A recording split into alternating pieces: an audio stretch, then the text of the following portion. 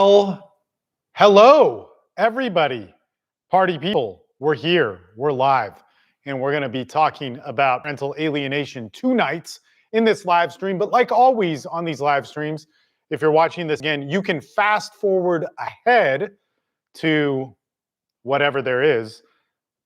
Hold on, I forgot to put this in the camera. Oh my gosh. And get past all these different technical mishaps that I'll inevitably make. Without further ado, let's jump into this. There should be emails going out right now that are basically saying, hey guys, we're live, and guess what I'm doing? I'm going to go on TikTok for all those people on there, and we're going to go live there just for them. Now, the cool thing about this live stream is not only did we do a live stream earlier today on false allegations, but this one is going to be a live Q&A where you can call in, and if you're on my email list, you still have like 1 hour or no, you still have 30 minutes to get on my email list. And what you do is you go to the direct.me/Steve Maeda link and you can get on there. And then I'm going to email out a Zoom link where you can come on and talk to me live. Okay, but let me try and spell parental alienation on my phone for the TikTok live as we go through this.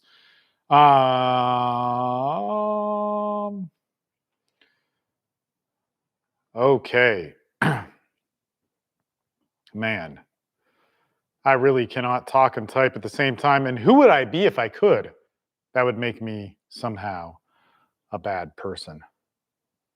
Maybe, maybe not. Okay, so here we are. We're going live, and let me just tell you where this came from. And again, I'm going to be presenting this thing for about 30 minutes. And then after that 30 minutes, it's going to be best if you're on my email list because I'm going to send out all the information on how you get on the Zoom call, which is actually going right now. Ha ha ha, top secret. The Zoom call is happening, just nobody's on it. But if you want to be on that Zoom call, you need to get on my email list at the direct.me/Steve Maeda link, and that's the high conflict custody 30 and 30, whatever it is. Let me make sure my lights are on. We're good to go. Okay, so again, if you're watching this on YouTube on the replay, you can watch this at double speed or whatever you like. This will be a quick one, but let me start this off with this. So, parental alienation ravages people's lives. It screws up parents' lives. If you're watching this and you know what that feels like, you know the pain and suffering within it. But you also need to know just how badly it destroys your kids' lives. So this is something that is devastating on so many different levels. And not only that, it's going to cause generational damage and pain. There are other videos that I have on this that explain it a little bit more thoroughly. All of these things when it comes to custody, we cannot answer them in 1 or 2 minute videos. We can only answer them in more long-term or long videos like this one. And I've left some links at the bottom of the YouTube of this that will show you, that will walk you through that stuff, whether that's the process. So if you're watching this on YouTube, you can go in the description or the show notes. You can look at the preparing for family court. You could look at the parental alienation live streams. You can look at a playlist on parental alienation. And these are just good places to start. And then obviously start off on the email list that's free that just has all sorts of good stuff. So there's many people now joining on TikTok. Just if you're now joining this on TikTok, in about 30 minutes, we're going to open this up for questions. And you can call in on the Zoom line. You have to be on the email list for that. And that's the last time I'm going to say this, but we'll have more of these. So if you're watching this on the replay, you get it. Okay. Where this actually comes from is from an email from one of the gentlemen on my starter communities. He's brand new to the community. And he basically said, hey, man, it's 8 p.m. Central. When's this call? And that call he was referring to was a Sunday call. And it's now Monday when I'm recording this. So I said, hey, man, type me in your situation. I'm going to anonymize it. I'll do some content for you, make it a video, and hopefully it can help you and also integrate you with the group. So my man, if you're watching me out there, hopefully you're on the Zoom call that happens later. You're going to get an email about that at 9:40 p.m. and it's 9:09 p.m. Okay, so in this, he describes a situation which is really common for any parent going through parental alienation. And the situation is this. Somehow there's a divide in custody.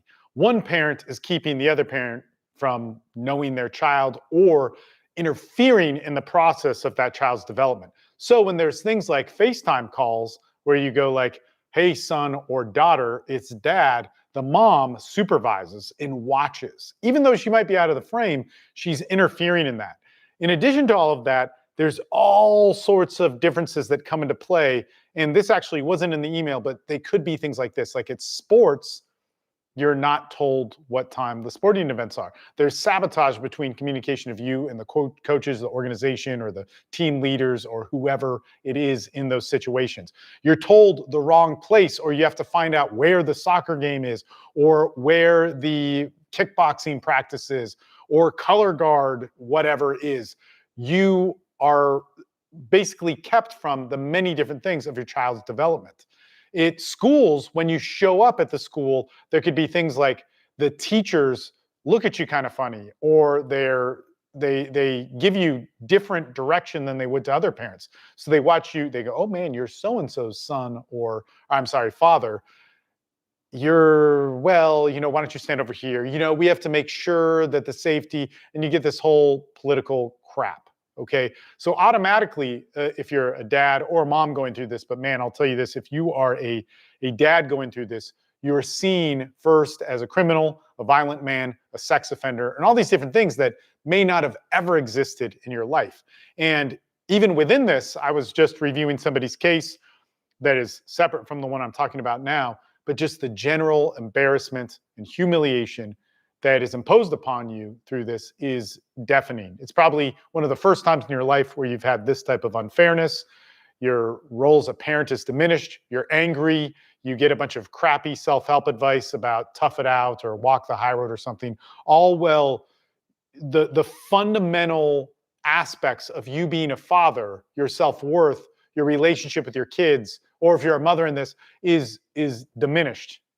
This is terrible. And we're told that we're just supposed to get over this, learn forgiveness, and do the high road. Well, we are being attacked and villainized that is causing massive, massive problems for our children. So what we want to go over here are some basics of what we need to know about parental alienation.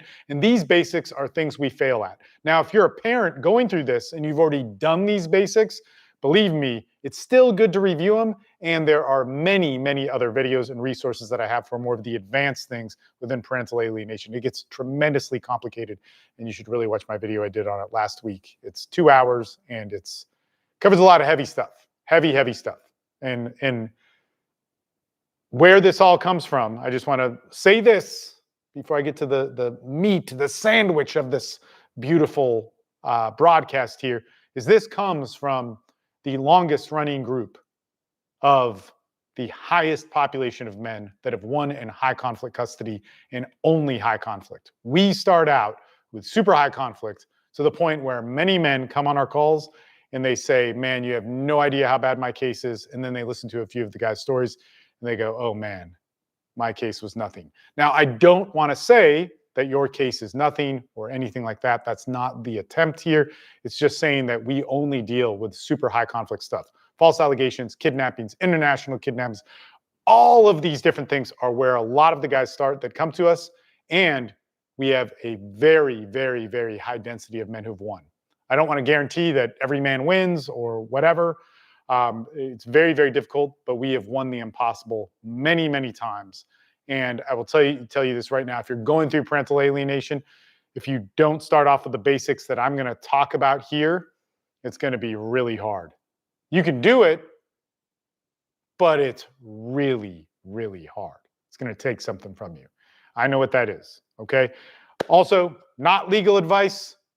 Look, if you're looking for YouTube and TikTok to give you legal advice, you're looking for something that actually is impossible, that can't happen. You need to have legal advice properly delivered to you from somebody who understands your case thoroughly, is your attorney, and somebody who can give you legal advice on that. So that's not it, and that's not me. But what I can tell you is what has worked for the forgotten amounts of men who were ignored and left for dead in society, like I was about 15 years ago, and then found a way out to actually beat it.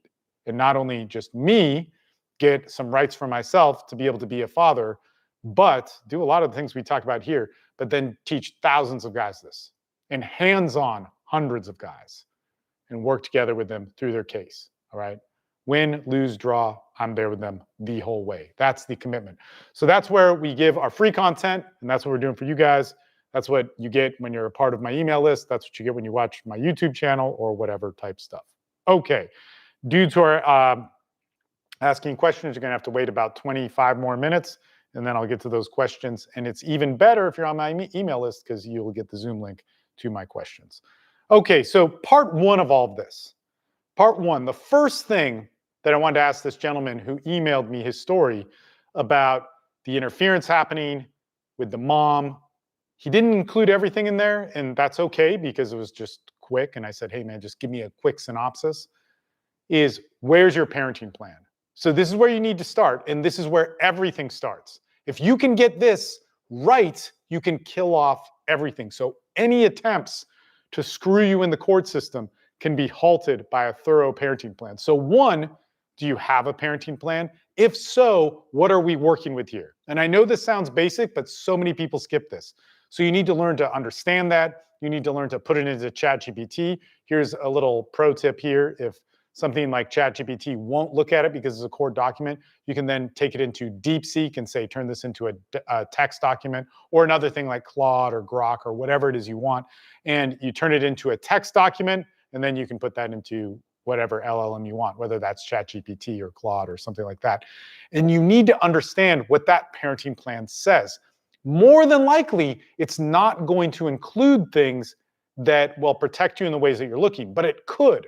Okay, and this is where we start. If we don't learn this, then we basically are playing a game that has no boundaries and no rules. So imagine that, like you're playing tug of war, but somebody can make up the rules on the fly, or you can add people, you can lose people, you can cut the rope, you can throw flaming rocks at them, and this is just these made-up rules that happen. Well, in family court, this is what can happen, and there's so many reasons for it. One, you could say the judges aren't fair, the courts aren't fair, the system sucks, and all that, which is true. But if you're playing to win, you have to go, what are the freaking rules? What are the consistencies here? And that is going to start with your parenting plan. So does your parenting plan have anything on parental interference? Does it have anything on what times you're supposed to call? What are the parameters or boundaries around that? What are the rules set? Or if there is third-party access, like how do you interact at schools? What is your role in the schools? What is your decision making, and so on? Now, most of us don't know how to read that, and why would we? Because we just expect our parental rights to be how they are, okay? We just walk in. I never needed an instruction manual to be a dad or a mom or whatever your situation is, but now all of a sudden you need it, okay? So in your parenting plan, that's super, super important. But if you don't have a parenting plan, there's good news here, because we have to make a parenting plan. So if you already have a parenting plan in existence, you would then need a motion to modify that, and that would be worth it. Now, you could do that pro se, meaning by yourself, or you could do it with an attorney, but you need to, if you're going to modify that parenting plan, you need it to work in your favor, okay? So parenting plan, that's what we start with. If we have one, we're going to have to modify it so it prevents some of these things and give reasons to modify it, okay? But if we don't have a parenting plan, we can then start off from scratch and put one in there. So this is important. All parents watching this, if you don't have a parenting plan yet, if you haven't entered into the family court system, this is the best thing you can do. The best. I don't care what you think. I mean, like, prove me wrong on this. Maybe you can, but I really doubt it, okay? If you don't have a parenting plan, getting a parenting plan is going to be best, okay? So all the arguments for this doesn't work in court or whatever, or I don't want the government involved, man, get the parenting plan, get it on paper. Why? Because then it becomes enforceable and it becomes something that can be put in contempt. You can actually use the government to argue something. But what do you put in your parenting plan? Okay, so one of the things that you want to do is you want all of these things to be prevented in what is in that written document. So what you want is nothing vague and things enforceable. So these could be things like, for extracurricular activities like sports, we want dual decision making. Now you might go, that sounds good, we're done. but no, because if you both have decision making on it, if you both have a say in it and it's written in there, there still has to be a deciding factor. And whoever has that is going to win all the time, right? So it's like, I want my kids to play lacrosse or whatever, and they want to play lacrosse, but then the mom decides, you know what, I have decision making power, I'm going to go against it. So then we have to say, what type of, is there a process that we have or that we should follow in this? Can we involve a third party for tie-breaking decisions? There could be all sorts of different things. Like, well, the coach have a say in it. Well, the school counselor have a say in it. We want all of those things to be written in. And this is like kind of the beauty of having a group, because all these things get exploited. So in our group where we have dads, and we also have some moms too, but mainly dads, we can tell you all the different ways that moms characteristically exploit this, right? So how they undermine people and do parental interference, it's really, really consistent. So those things we want in our parenting plan. So this could be things like when the dad calls and he goes, hey, son or daughter, let's do our FaceTime. It could actually be written in there that it should be private. It shouldn't be enforced or policed by the mother, and the child should have free time to make whatever free decisions. And if there is interference, which would be defined as, and then you put stuff in, and some of this your judge may not go for, right? This might not be realistic in your state and county, but you got to study it. You got to look towards it, man. And it's best if you get in a community, like again, like ours, we've just done this over and over again, that we understand that in Georgia, this may not fly, but here's an alternative that could be done. And then the guys discuss and we come up with something good.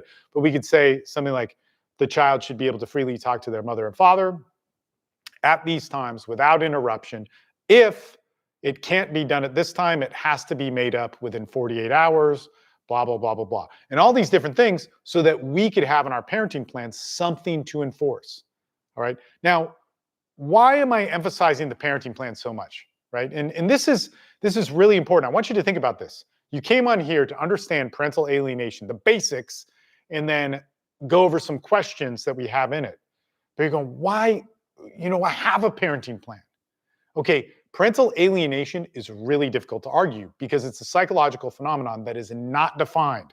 It's not the DSM-5. It's not there. So we have to argue it in different ways. The biggest advantage that you're going to have are things written in the parenting plan that are going to prevent it or enforce it if it happens. So parental alienation could be intentionally keeping a child from the other parent.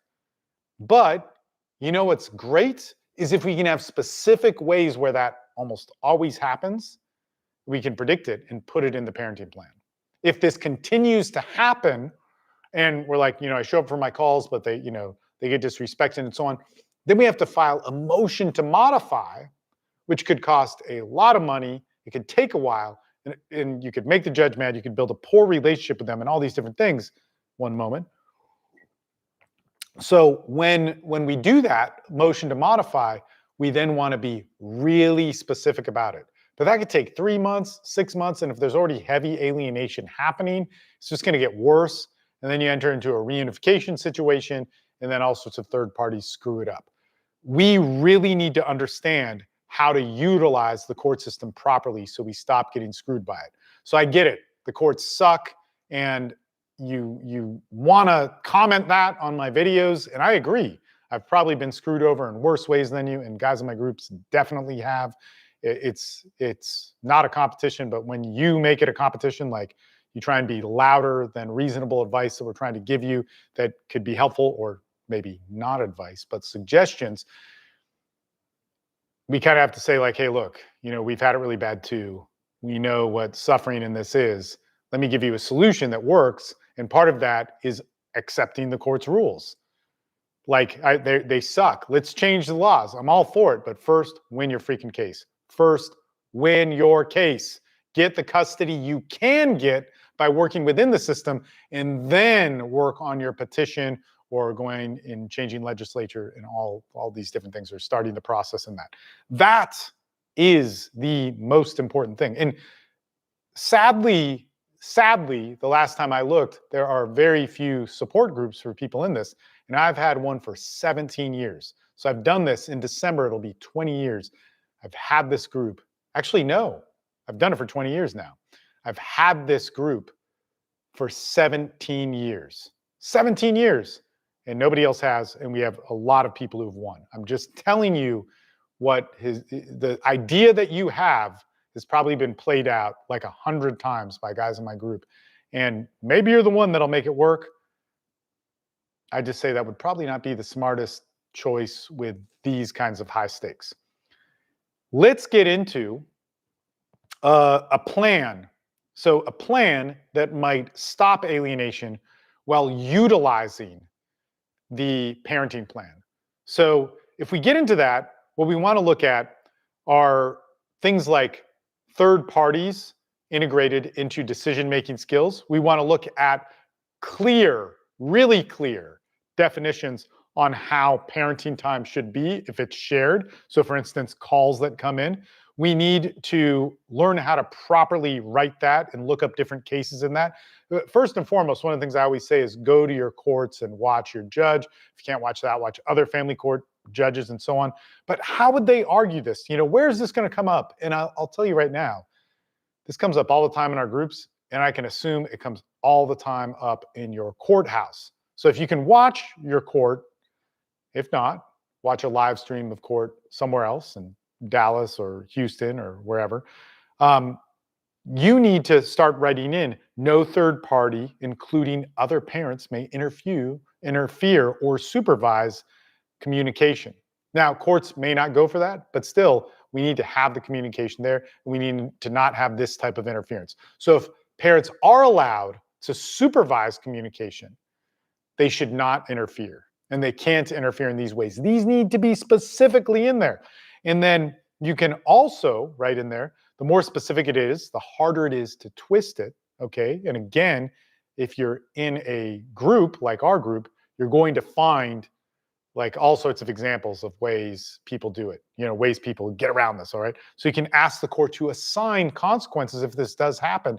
And more importantly, something that the court will like, but you may not like. However, it will work in your favor if alienation really is happening. Like you're going to need this if you're going to step forward in court.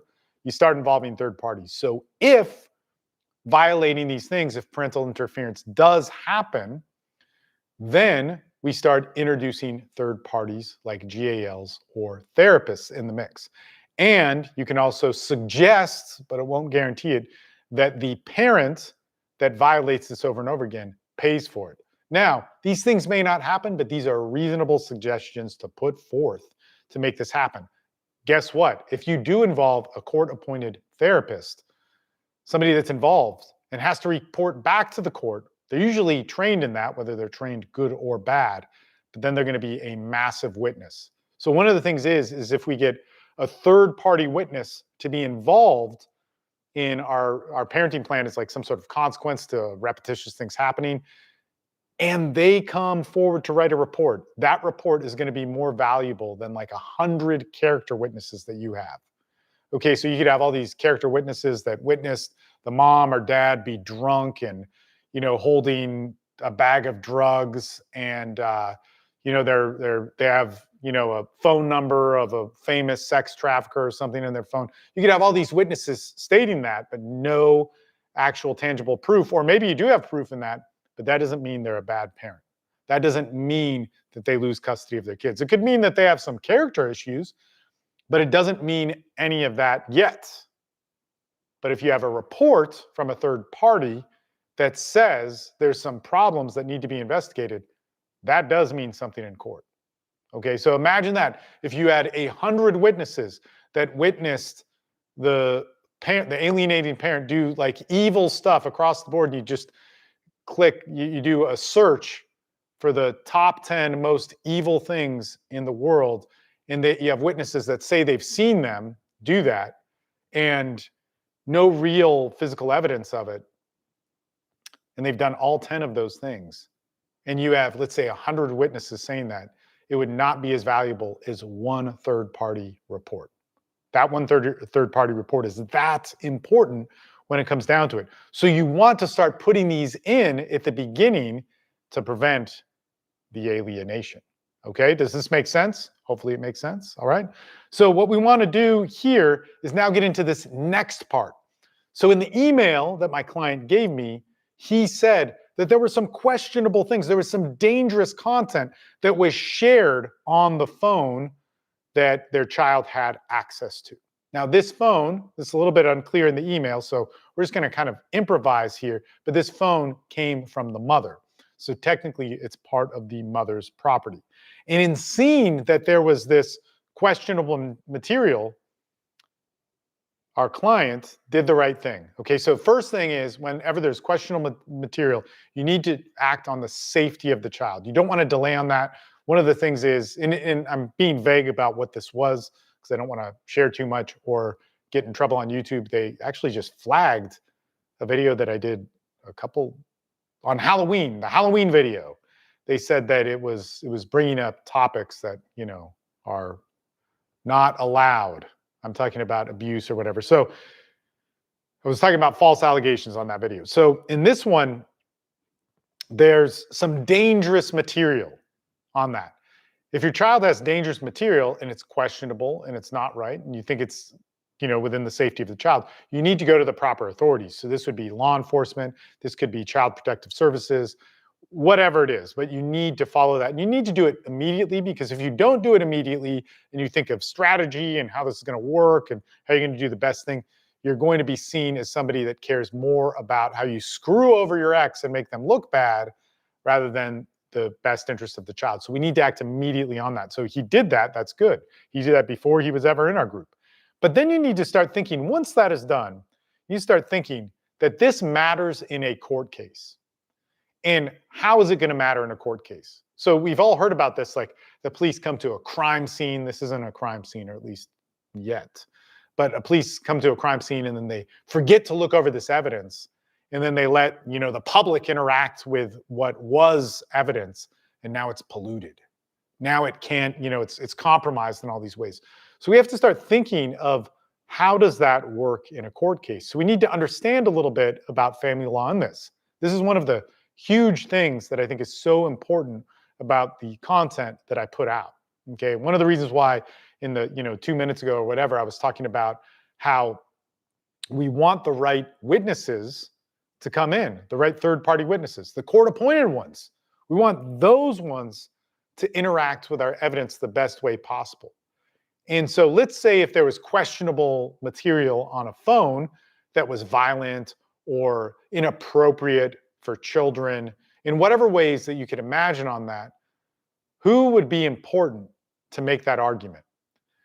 When we walk into parental alienation, when we walk into anything in custody and there's something inappropriate, I hear so many guys say, yeah, bro, but I have the screenshots of her saying, she did something wrong or whatever, admitting to doing something which is illegal in the Texas Family Code or wherever you're looking at it, right? I always have men talk to me about how confident they are. And I'm like, why would you ever say you're confident?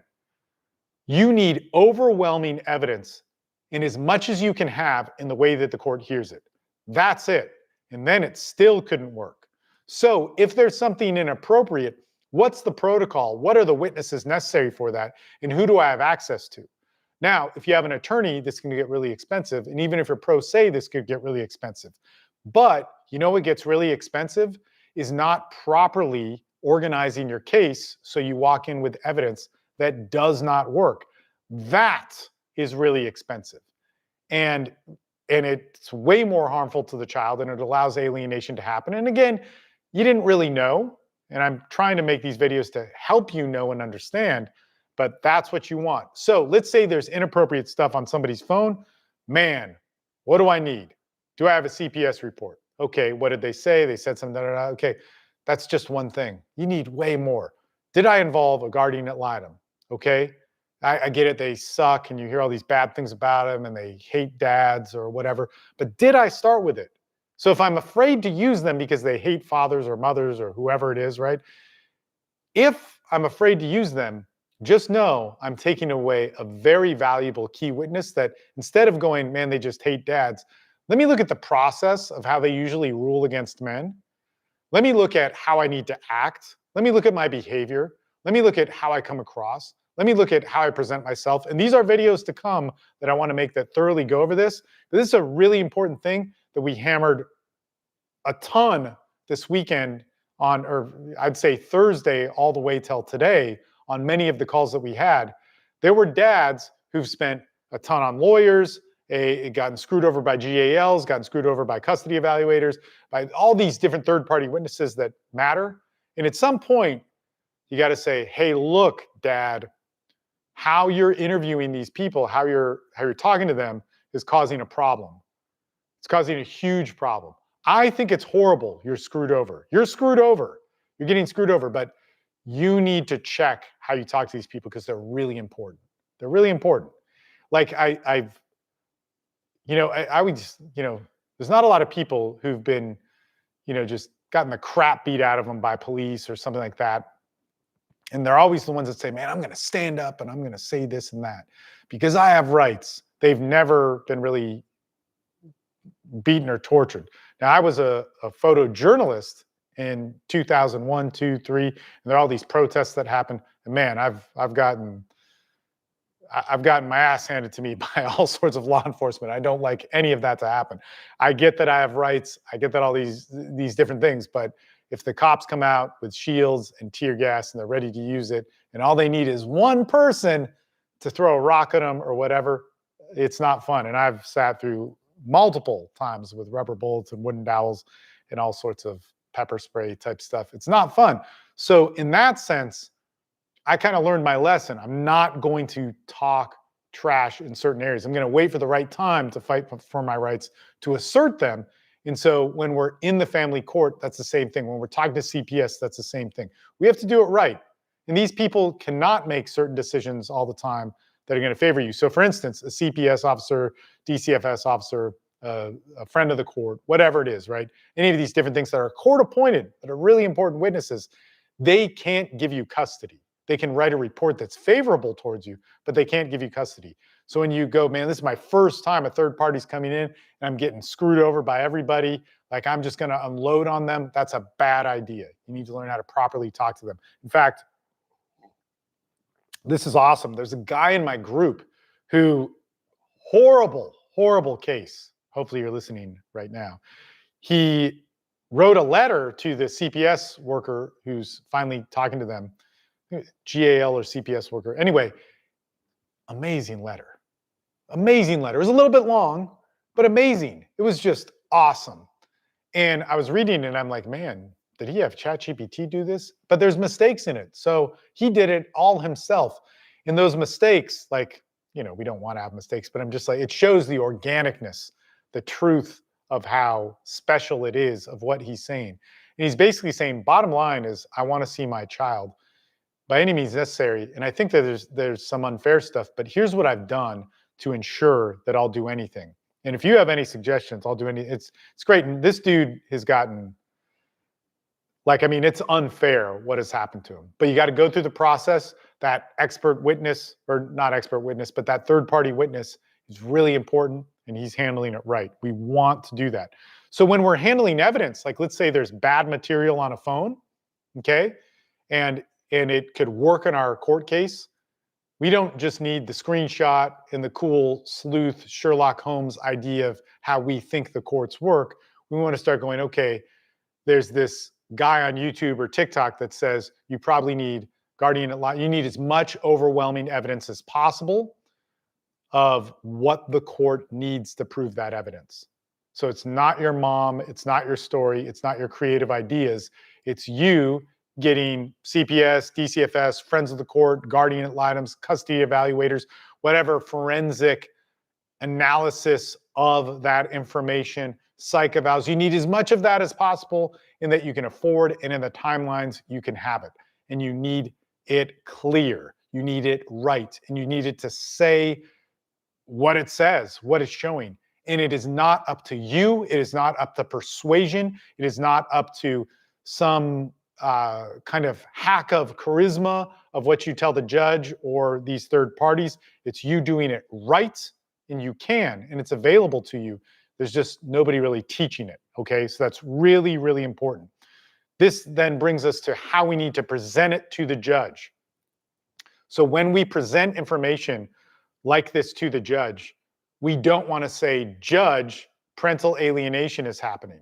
We want to say, Judge, in paragraph 12 of our parenting plan, it says that a parent cannot interfere with XYZ. And actually, I'm just kind of pulling that out of my butt. But a lot of times, what is listed in a parenting plan, the paragraphs usually deal with a specific thing.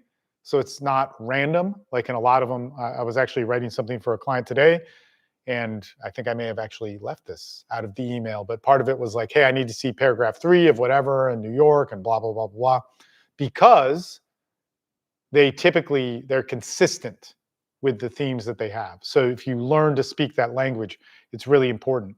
You need to have everything presentable in court so that it's dated, it's timelined, okay? It references the parenting plan. And if that comes into question, so a parenting plan is usually signed by a judge, right? So that's kind of it. But let's say it needs to be argued. You can then also put in stuff within the family code of whatever state you're in.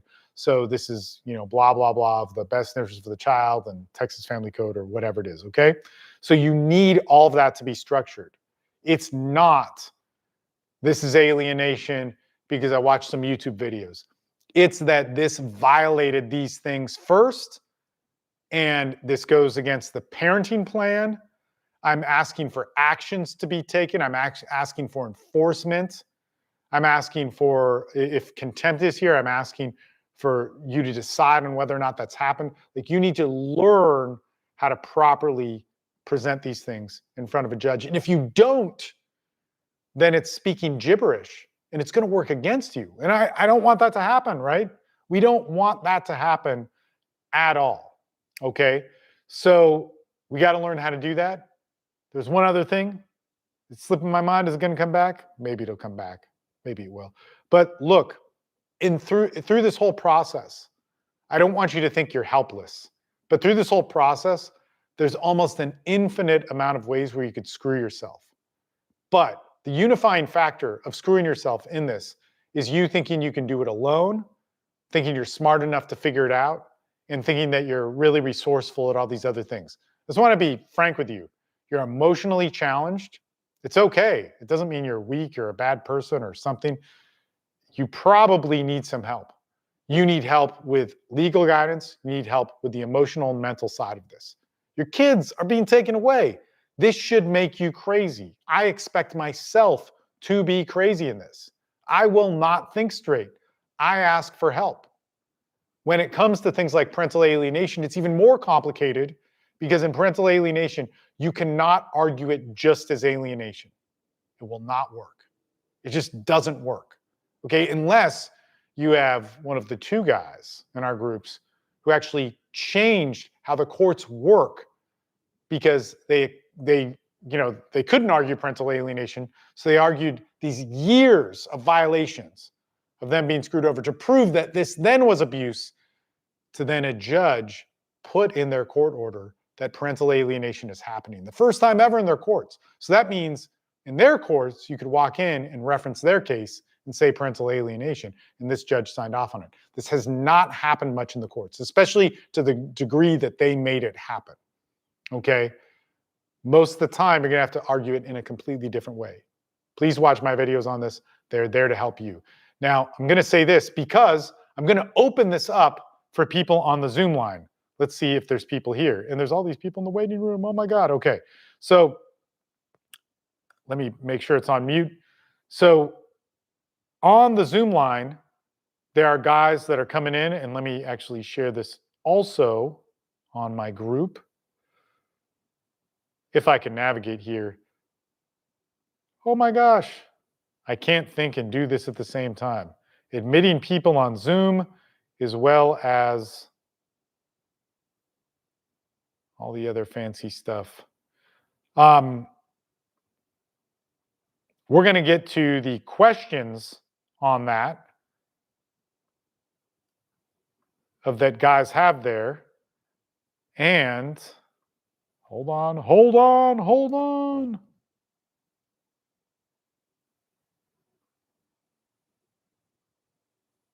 Man, there's I don't look at my messages for a short time and then it just bombs.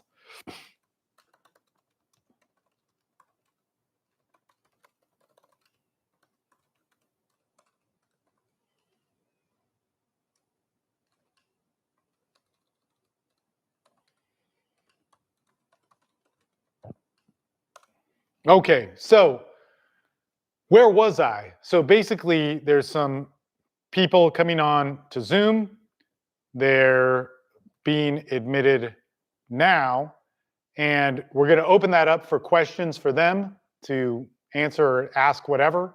And man, you guys on TikTok or on YouTube, I'm going to look at your questions now as people are being admitted. And also want to point out, like, if you're on here and you're coming on, don't just be iPhone. I want to at least know who you are. And the reason for that is, well, I don't know. I guess it is a public call. We can have that. So I have court soon, shaking my head. I'm looking at some of the questions here on the TikTok.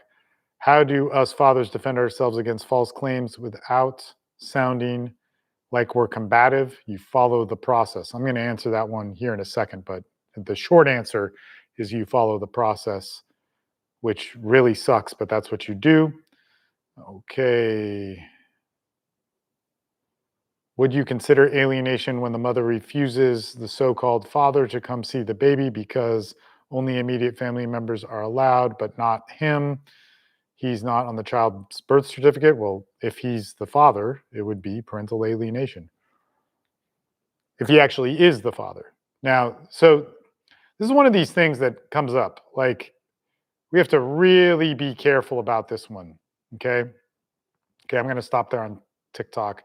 So if a child, if a parent is a parent, so this is how I'm understanding the question. I don't want to be too mean to anybody here, because it's such a tough thing to be a parent. But if a father has a child, and let's say the mother disagrees with that person as the father, they're the worst person. Again, they've done the top 10 of moral violations in the world. And because of that, you decide that they're not a good father. Well, our court system has decided that that is bad. And the reason why that's bad is that causes damage to a child. So there's all sorts of things in custody where both fathers and mothers think that for whatever reasons, the other parent doesn't deserve to be a parent, and I'm going to decide how that goes. That generally works out bad, and that causes all sorts of psychological damage, and it's provable. And I get that you have all the arguments towards that of why you think that is, but this is why you need a better parenting plan. And again, it goes back to that. Like, please learn how to make a parenting plan, learn how to have it protect certain things, but don't make up your own rules with child custody. Just don't. Like, that should just be a bumper sticker t-shirt for everybody. Stop making up your rules about child custody. It does not work. I don't care how bad the person is. Get a parenting plan that are states that we live in that do have good laws that get screwed up all the time. This is like the craziest thing. Like, I deal with the worst. Prove me wrong. I deal with the worst child custody cases, the most effed up things that will make you have nightmares and give you all sorts of horrible stuff. And I would say that we still have good laws. They get violated and screwed up all the time and exploited, and they need to be worked and made better. But those laws are there to protect you. And if you know how to do them right, you don't have to rely on something that could just wreck your child's life by going, you know what, I'm going to decide that the father sucks because I'm making the decisions, and he can't be in the child's lives. So this next question here, and this is a fairly simple one. I have a lot of videos on this, but how do us as fathers, here, let me actually get my phone. Old age and glasses makes you do this. So how do us as fathers defend ourselves against false claims without sounding like we are combative? So this is a really important question because all of your natural instincts are going to be to combat that this is a lie, this is not true, especially when third parties get involved. Those really important third party witnesses get involved. And anytime you're combative, you're going to look bad and potentially unstable, but even worse, violent or a potential offender of whatever, right? And usually that's violence or sex if you're a man. And it jumps to that. So the difference is when women get falsely accused of things, this is horrible, horrible. And they'll be accused of being unstable, manipulative, crying wolf, all these different things, but they don't get accused with things that will immediately get them arrested on the spot. Okay, whereas a man can. It's very common. Okay, again, I see the worst of these things. These are parts where laws are exploited all the time. Laws that could be good, that should be good, that are made to protect us get taken advantage of by people that lie, cheat, and steal. Okay, so this would make us angry, but we can't be angry. So you have to start learning how to talk to third parties properly. And this is in videos already. So if you look at like false allegation videos, if you look at parental alienation videos, I'll surely talk about them in there. But this is where we have to start saying, okay, I'm a parent first. So before she's a liar, before this is bullshit, before I'm angry about the injustices happening, before any of that, I'm a parent first that cares about the best interest of my child. And I should really pull up the letter that my client wrote. I got to anonymize it, but I'm just going to read the first line without saying any names. And it's so good. So he sends me this letter that is to,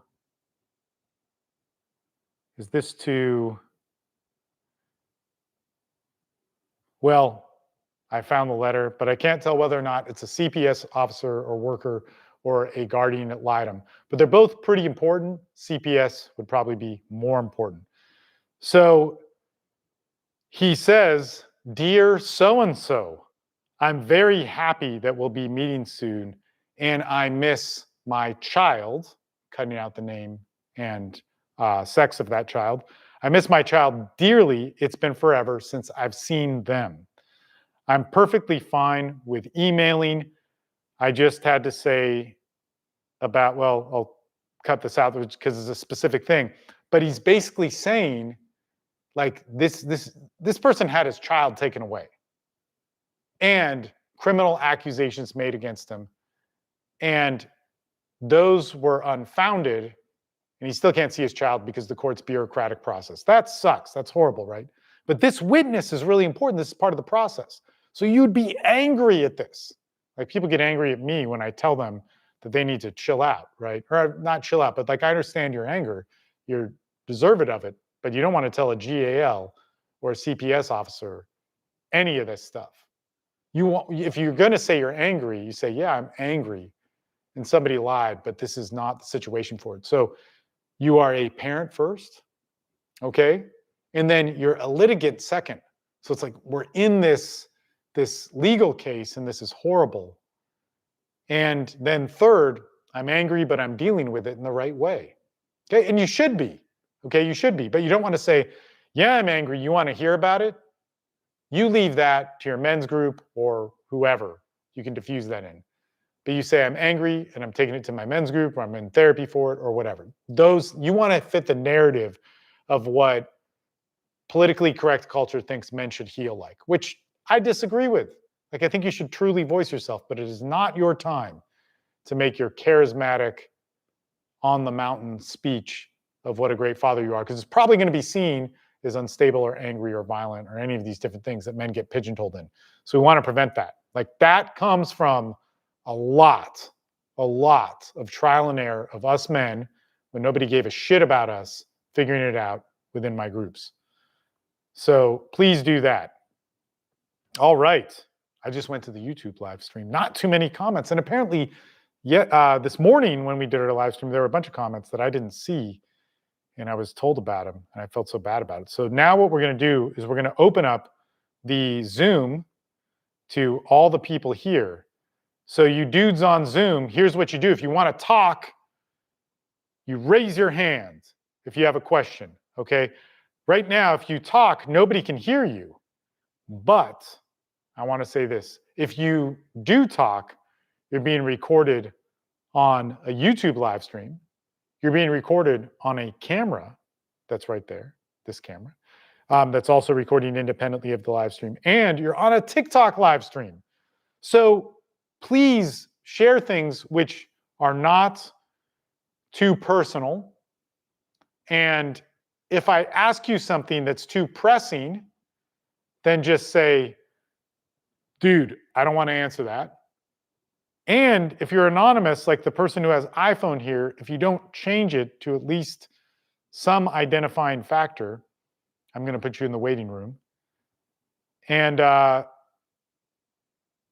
man, pretty good. So raise your hands if you want to talk. There's a bunch of you guys on here. You can raise your hand. iPhone, I can't hear you because you're muted. Just do what I say. You can even either message me or put in your whatever, but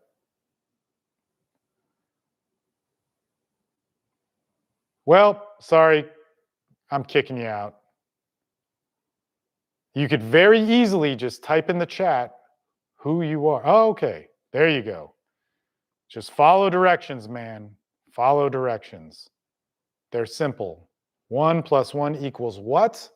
Not 6. Not what you want. Okay, Trey is first. Trey, before I unmute you, I am going to, I just want to warn you, try not to share anything too personal about yourself. I'm calling people only by their first name. I don't want you to talk about names of parties in this. Yeah, there you go. And anybody else who is unmuted, I'm going to mute you. Please don't unmute while this guy's talking until I ask you guys to. And then if there's something that you're uncomfortable asking on a public call, and you are welcome on the private calls too, you know that, you can just type in the chat and say, I don't want to talk, or this was too much. I don't care. Nobody cares. This is like personal stuff, okay? So, speakers are on. What's up, bro? How are you? Hey, Steve. Thank you for allowing me a chance to talk on your platform. I was going to ask, if my child has already been told to cover or lie for their parent, how can I guarantee that conversations will not continue to be monitored if it's placed in an approved parenting plan? I think it corrodes loyalty between me, my child, and the other parent. But there have been times where, I asked my child, like, hey, can I talk to you privately? And he makes excuses, and it's always in the same position, same spot.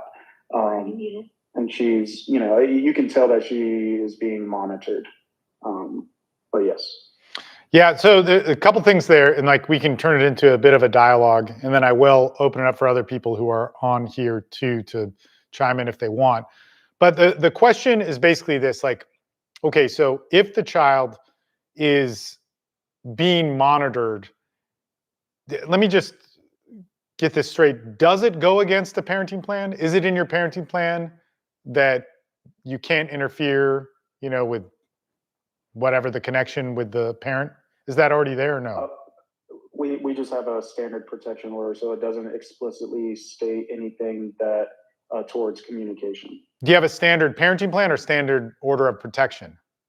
Sorry, standard possession order. Cool. Okay. Plan, which we're working on currently. Man, well, okay. So the good news is that there's a parenting plan. I would put all of this in as much as possible. Okay, it might not get approved. They could argue it. They could disagree with it. But I would put it in as much as possible. And there's a lot. Like, so in my groups on the Sunday call, perfect for you. This guy Caleb does the first part of the call. You might miss it. Anyway, I'll talk to him and we'll figure something out. But his jam is parenting plans. And so I think that this is something that would be really good for you, okay? Because you want everything in there as much as possible.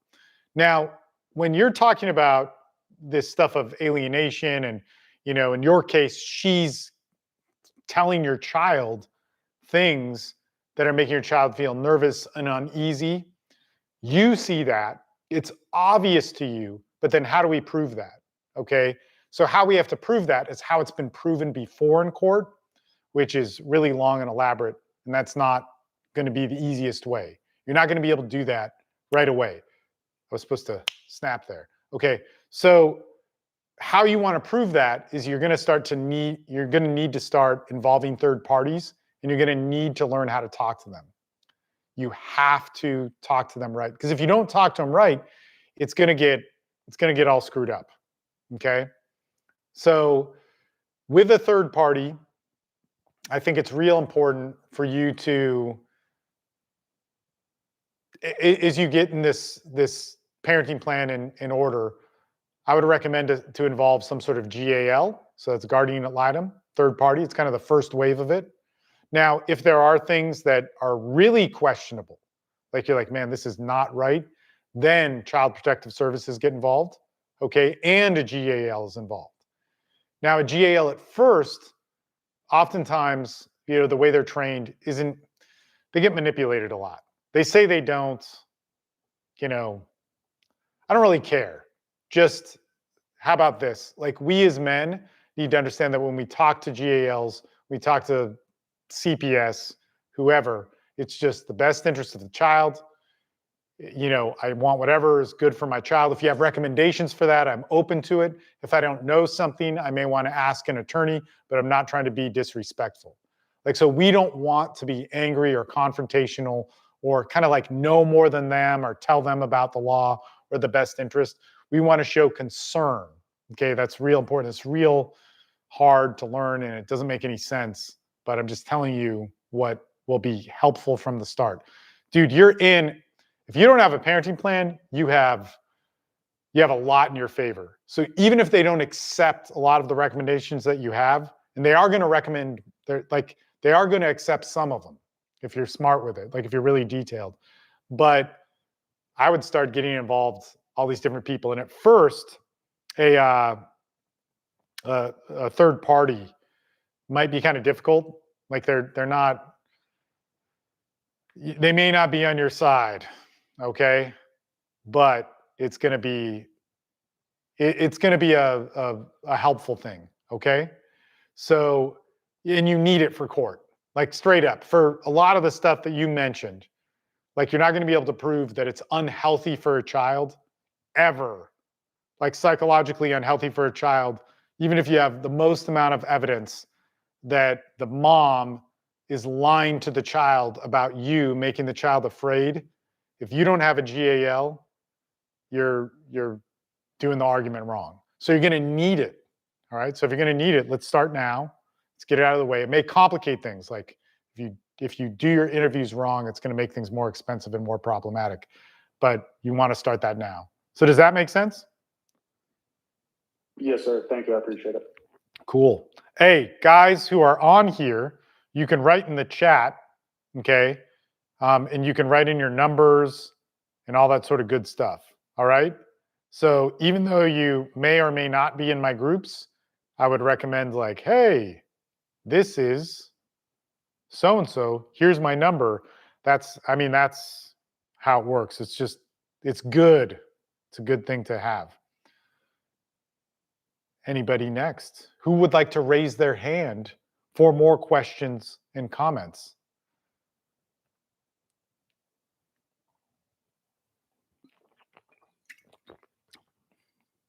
I love these blue bottles. Can you see? Good water. Agua sin gas. Man, nobody's asking any questions. We have Trey again. What's up? Sorry. No, you're good. Nobody else is talking. So I would consider myself like a man of moderately high emotional intelligence and patience and restraint. I'm not one of infinite patience and restraint. So there have been times where I have, kind of, texted something back out of emotion. and those are on very like isolated events. And I'm sure I probably shot myself in the foot with some things that I said, but it was never disrespectful or rude. Um, how do I recover from that? Because in situations like this, it is hard to have infinite patience and restraint when, you know, it feels like you're getting punched in the face and you have to continuously take it and move forward, and, you know, the other person's being manipulative with, you know, the law. Yeah. How do you like push through? Well, I'm going to answer, but I think Clint also has something too, maybe towards this. But one of my things with this, like, I'm not trying to be too much of a hater here or something like this, but usually in saying those things, it's something that is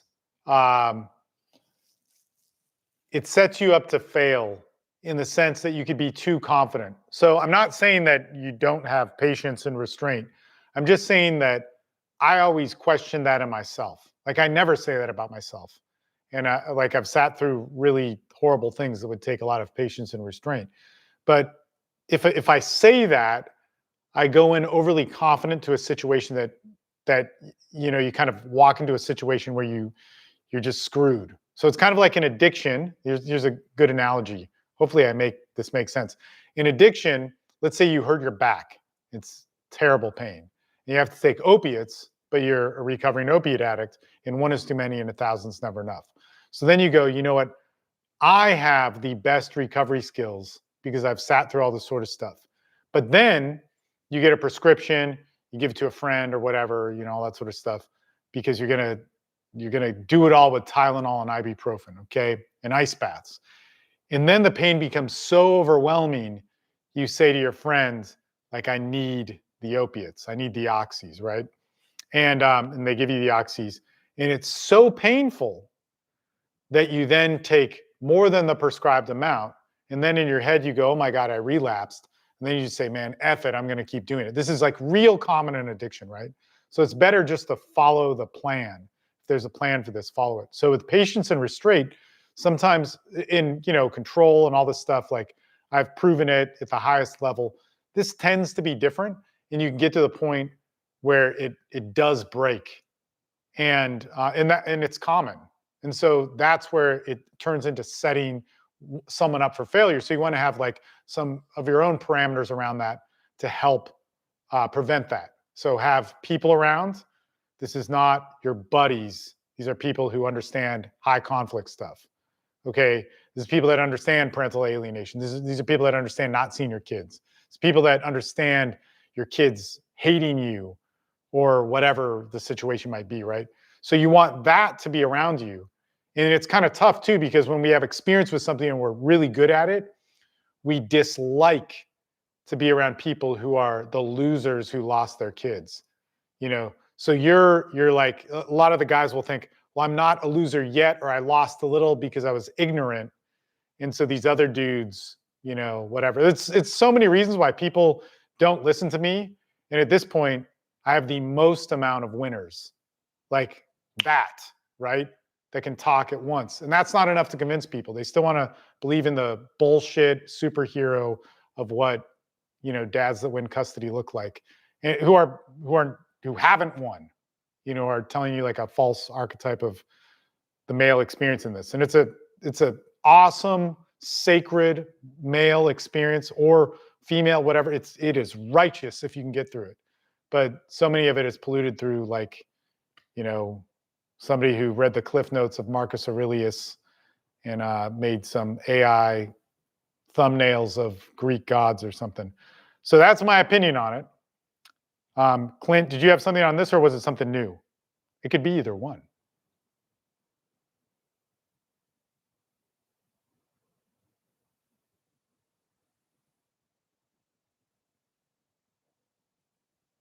Or none. Sorry, I'm trying to figure out how to get off of mute because You're here now. What's up? I mean, I think the whole swallowing the pill of advice is tough, right? Like the whole guardian ad litem and like what he was saying, like you only take so much, you know, especially when you know like you're up against false allegations or you kind of you see what you view as the truth or the reality behind it, and then the guardian ad litem, is not seeing the reality, right, or not siding with you, and so yeah, that's tough. It's really tough. So that that's kind of we're it's hard to kind of close those gaps, I think, right? I guess the better question is how do you rebound from when these gaps are created, right? Like how do you rebound with a guardian ad litem who is biased or who has done something or a lot of things that have really put your case in the trajectory that it should have never went, right? Yeah. So I don't know. No, man, this is the question, actually. This is probably the best question that people need to pay attention to, because everybody's going to end up in this situation. Well, I hope not. Okay, I really hope not. We want to prevent that, but it's just so easy to. So it's easy to be misread by any third party. So let's go through this. Like important people in your case, the judge, super important. It's easy to screw up that relationship. Easy. Like if you just go in kind of like, man, I expect rights or fairness, you could screw that up. That's hard to believe, but that is true. It's easy to believe for everybody who's been in family court.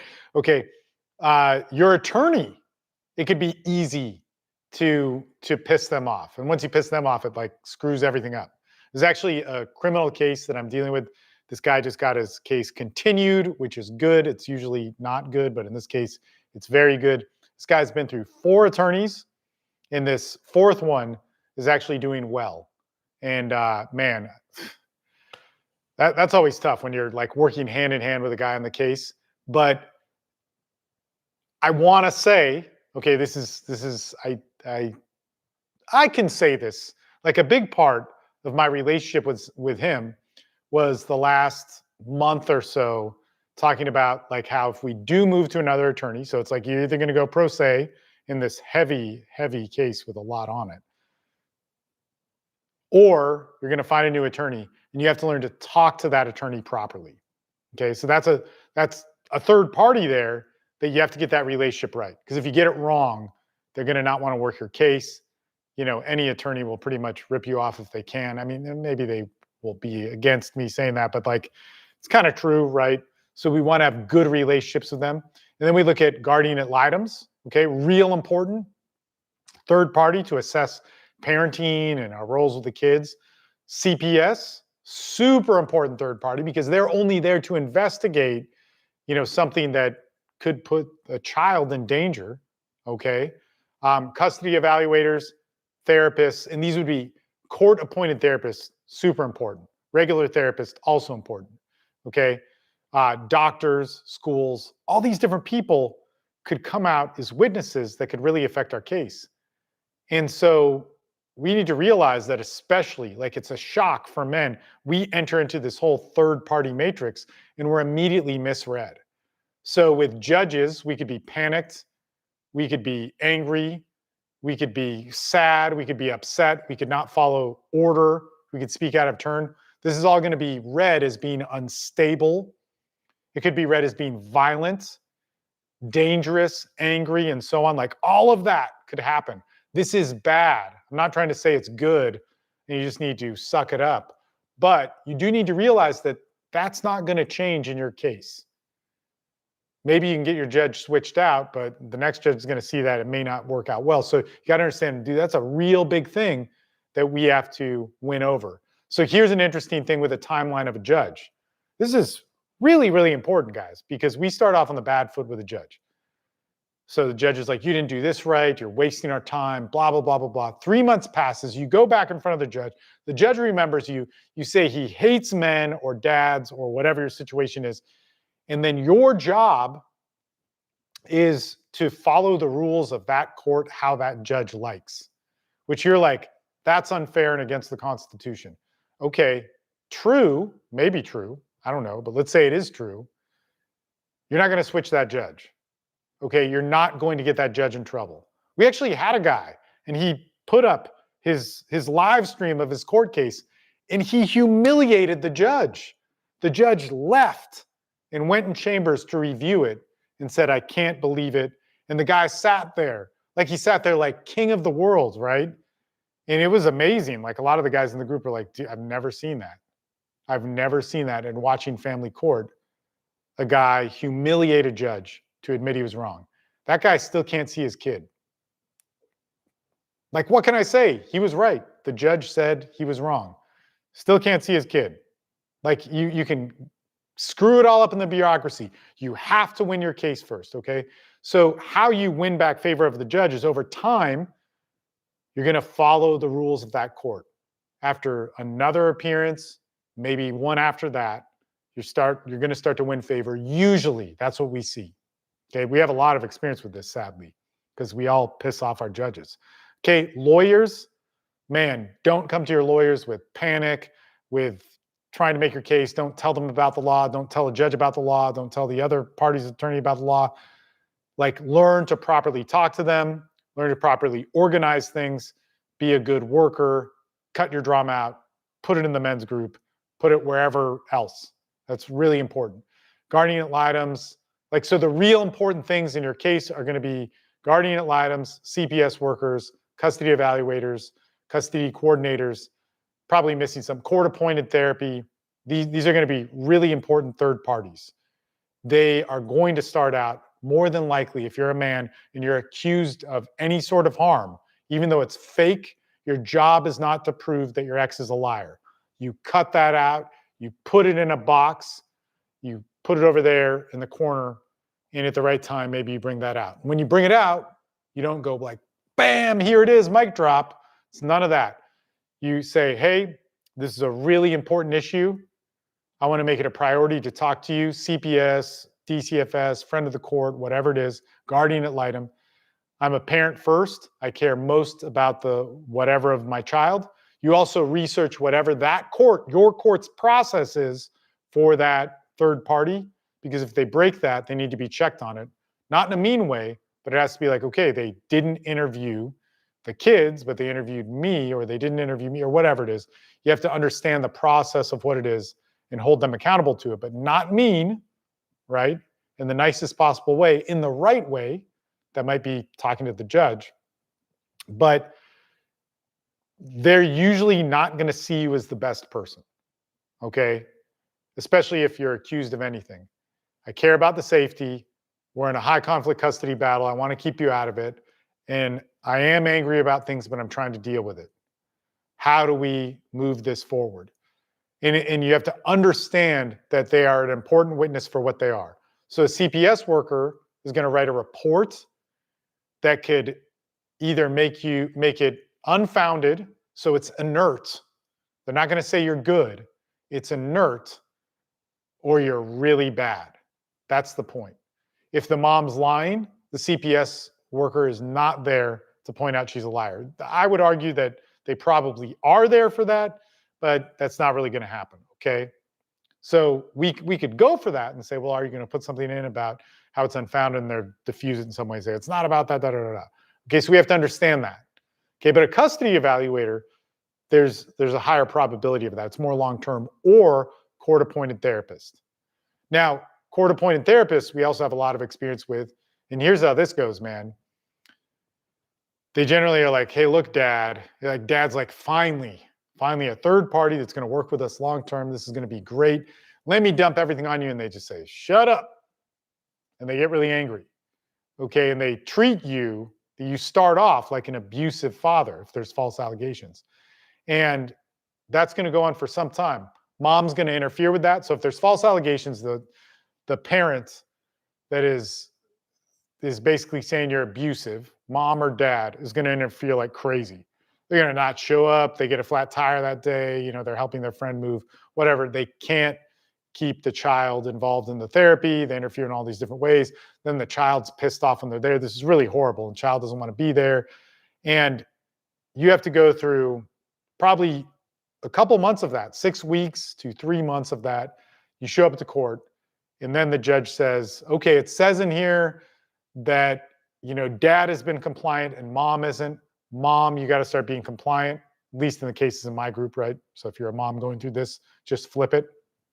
And then the judge gets a little bit harder. And then after the mom continues to interfere, then the therapist flips and says, this is BS. I need to stand up for it and blah, blah, blah, blah. So it takes like 6 months. Like this happened 3 times last year at the same time. Okay. And they all flipped at the same time. They flipped in less than 6 months, I want to say.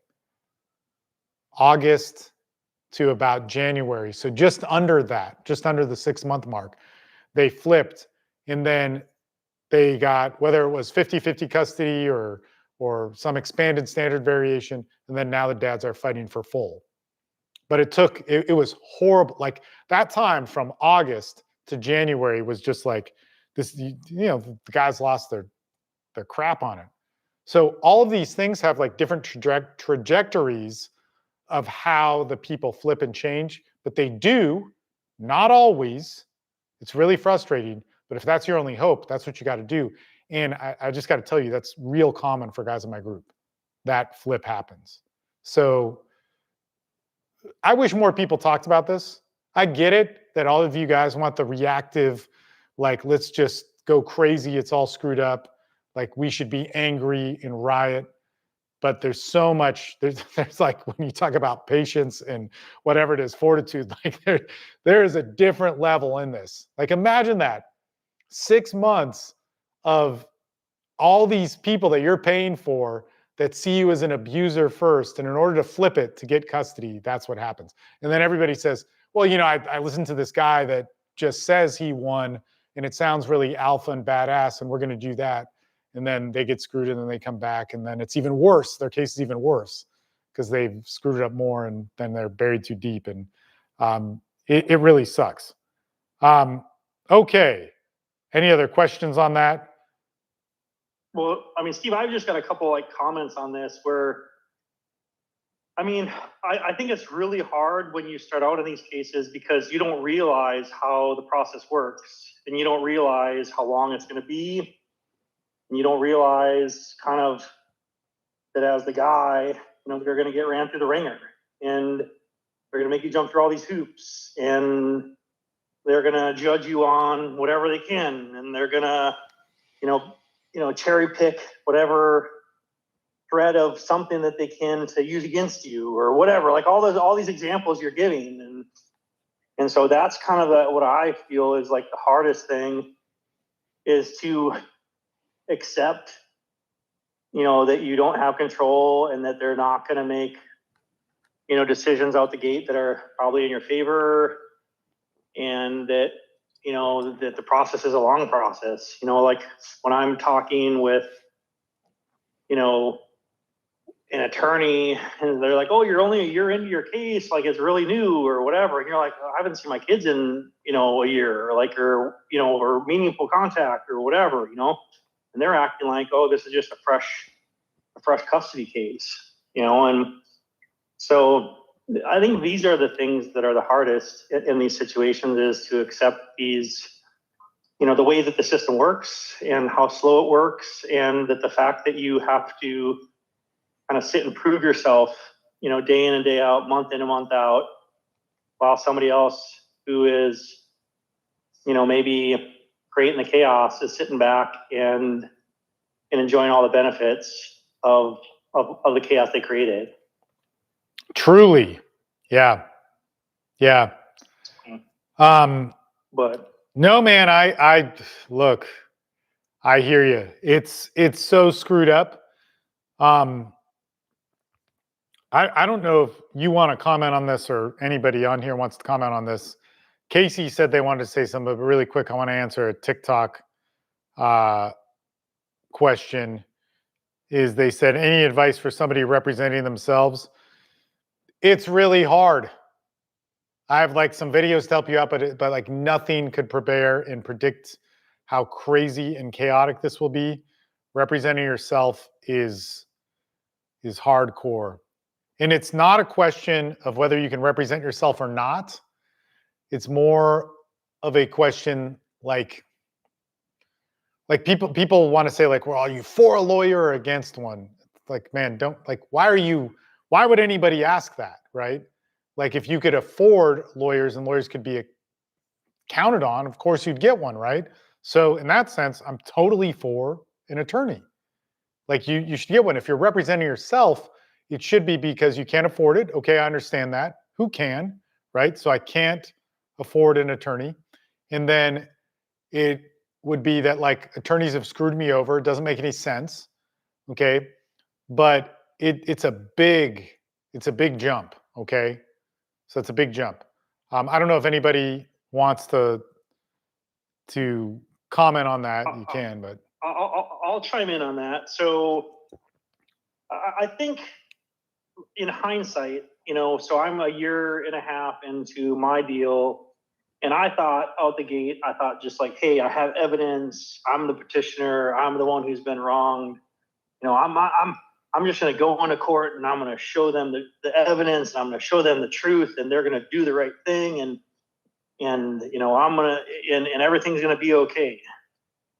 And then you realize like, oh crap, if you get a couple of family law attorneys in there and, they gang up against you, or, you lose your temper, or you try to do that right thing, but you don't know how to do it in front of the judge. And like all of a sudden, before you know it, like your whole case is turned upside down. And now you're digging yourself out of it. It's like you just dug yourself a grave and you're trying to get yourself out from being buried alive. So like, yeah. I think the self-represented thing really has to do with like, yeah, I mean, if your ex doesn't have an attorney and isn't trying to go down, I'm gonna, fight you to the death. Like, yeah, maybe you could go in there self-represented and navigate that process, to some extent with success or with reasonable. But if you're dealing with, high conflict attorneys and some crazy ex that, wants you dead or wants you never to see your kids again, like you need an attorney. And maybe not every step of the way, because when they put you in these long holding patterns, like that is one thing that I look back and I'm like, okay, like, maybe I should have just, if I wouldn't have thought like, hey, I can just ride the pressure week in and week out, and I'm going to change this. Like this isn't going to go on. I'm going to stop this. I'm going to end this. I'm going to end this next week. I'm going to end this next month. Right. Like this can't go on any longer. Like that mentality is the battle, is the fight, is the war. And then once you got to go through it and they run you through tens of thousands of dollars a month in attorney fees and you've gotten nowhere, like you look back and you're like, well, what was I doing? Like I should have just sat back and kind of let the process play out. And, I should have waited and hired an attorney or whatever right before my trial or something like that. Right. And so I think that there's, got to be some gamesmanship and some strategy to that of like, because I think like what you said, the core question about having an attorney, it has to do with money, right? I mean, they're expensive. And then they, they're in control for, if you don't do what they say, they're not going to want to represent you, and they can, either do a good job and get you some, some relief, or they could not do a good job and screw up your whole case. And I think that's the hardest thing is, realizing that how do you deal with these people? The guardians ad litem, even the opposing counsel, the judge. It's almost like you got to go in there and act like you're meeting the president or you're meeting the Pope or whatever, and just kill them with kindness. And no matter what you think, or no matter how you feel, you just gotta kind of go in there with this shit sandwich of humbleness and reservation, and kind of submit to the process and submit to what it is. Today I talked to an attorney that I'm going to probably hire. And the reason I kind of sought her out is she's a guardian ad litem or a minor's counsel that I've observed in the courtroom a half a dozen times in the past 6 months. And the judges just listen to her and they do what she says. And pretty much everything that, she does in the courtroom, she kind of gets her way. And I don't know if it's just because she's a guardian ad litem and that's how it works in general, but it seems that is kind of how things work with that scenario where guardians ad litem, they are kind of viewed as like the Pope, of the church in the Church of Court, right? Like, and so even for her, she's telling me like, hey, we got to figure out how to get, your minors counsel on your side. She's like, you'll never win your case no matter what without your minors counsel. If you're, on the opposition side of your minors counsel, your chance of winning your case is slim to none. And that's really hard because, in these cases, at least what it seems like with, guardians ad litem, minors counsel, custody evaluators, there's always somebody that, is on the short end of the stick. Somebody's not happy, somebody doesn't agree with them, and they're at odds with them. And so how do you be the one that's not at odds with the court, not at odds with the attorneys, not at odds with the guardian ad litem? And I think that's probably the hardest thing for most men is that we do kind of get thrown the curveballs and, the microscope of the court of, just the insinuation that we got to be the problem or, something like that. And so then, trying to, be able to operate under that microscope and, be able to handle that, and wait it out. So I don't know, these are the things that I'm seeing and learning and, and then I don't know, I think a little bit of as time goes by, you realize that the judge isn't out to get you. The judge is there to make quick legal decisions based off of, the information that's put in front of them. And, so sometimes you win, sometimes you lose, sometimes they're in, it's indifferent, but I don't know, these are the things that I'm seeing and kind of learning as I have gone through the monthly skirmishes of court hearings and all these things that we talk about on a daily basis. I want to answer some questions here that I think some of you guys will relate with who are on the Zoom call, but they're on TikTok. And then Casey said they wanted to ask a question, so they're up next here. But there's a couple questions I just want to blow through here pretty quick. So I'm a divorce lawyer going through this in Australia, and you have to play the long game. Man, one thing I'll say from having my group is now at this point, there's a bunch of lawyers who are in my group that have hired my group. It's really hard to navigate through it. They're really good at seeing other people's cases, but your own cases are very, very difficult. So props to you on that. I have overwhelming evidence of domestic violence and alienation. I'm not trying to be rude or mean here, but if you go in with that mentality, you probably haven't done it right. If you have done it right, you're awesome, and that's great. But we're not here to give awards of like you guys doing awesome in this. Like in my group, at least, it's there to check you of where you're at and to keep you mentally going. Like, so if you need the props and the fist bump, all that sort of stuff. But I'll just tell you this, like guys who say, I have the evidence, and especially if you say alienation, you probably don't understand how alienation is argued in courts. So one thing that I want to get to that, if you have overwhelming evidence, make sure that you have cases in your court with your judge, not case law that you found somewhere, but in your court with your judge on them ruling with the evidence that you have, ruling in your favor. You want that. You want to know exactly how to present it and argue it, and that is hard. So I hate to be the bearer of like the news that this is impossibly hard. Like our friend on the call saying here, I don't want to say too much about people's personal stuff, is that he had said he wished that he had known just how long and hard this would be. It's almost impossible to articulate that, but it is, okay? So then another one here, I have no choice. This is about pro se, about representing yourself. I've spent $100K in the past 5 years, can't afford it anymore. There's dudes on my group that can relate with you, man. I'm sorry about that. That's horrible. And just know that with pro se, like, I'll tell you this, man. I'll tell you this to give you some hope. The guys in my groups who have won the hardest, most impressive cases did it pro se at the end, meaning they had attorneys and then they ran out of money and did it pro se at the end.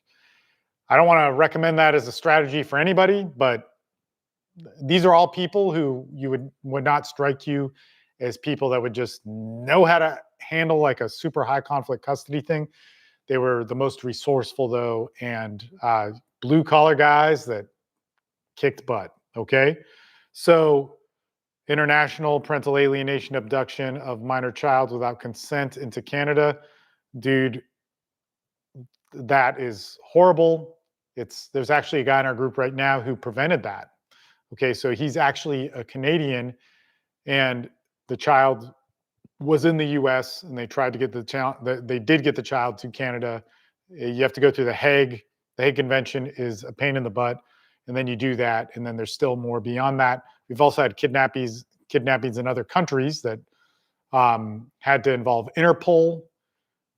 Dude, it's horrible. It's the worst. Okay, it's one of the most problematic, insane things you're going to deal with. Other countries like France that communicate with the U.S. still horrible. They had to get the equivalent of the French SWAT team to go in and get the kids out, and even then, it was like there was still a whole case in the U.S. that had to be done, and the mom was gone because if she came in, she'd be arrested for kidnapping. But still, you have to it's a pain in the butt. But I love your material comment. Well, thank you, man. Come on the Zoom calls. Get on my email list. Attorneys are worthless. They are all in it together in small towns. Dude, there's something to be said for all of that. Like attorneys can be some of the worst people, but if we just default to that, so here's the problem with that. So it's true, right? I'm not trying to say like, something to make you feel bad in some sort of way, but you still may need them and you need to look at how you need them. Okay, so that's important, right? Like all of us who've been screwed over by attorneys, we find there may be a way where we need them.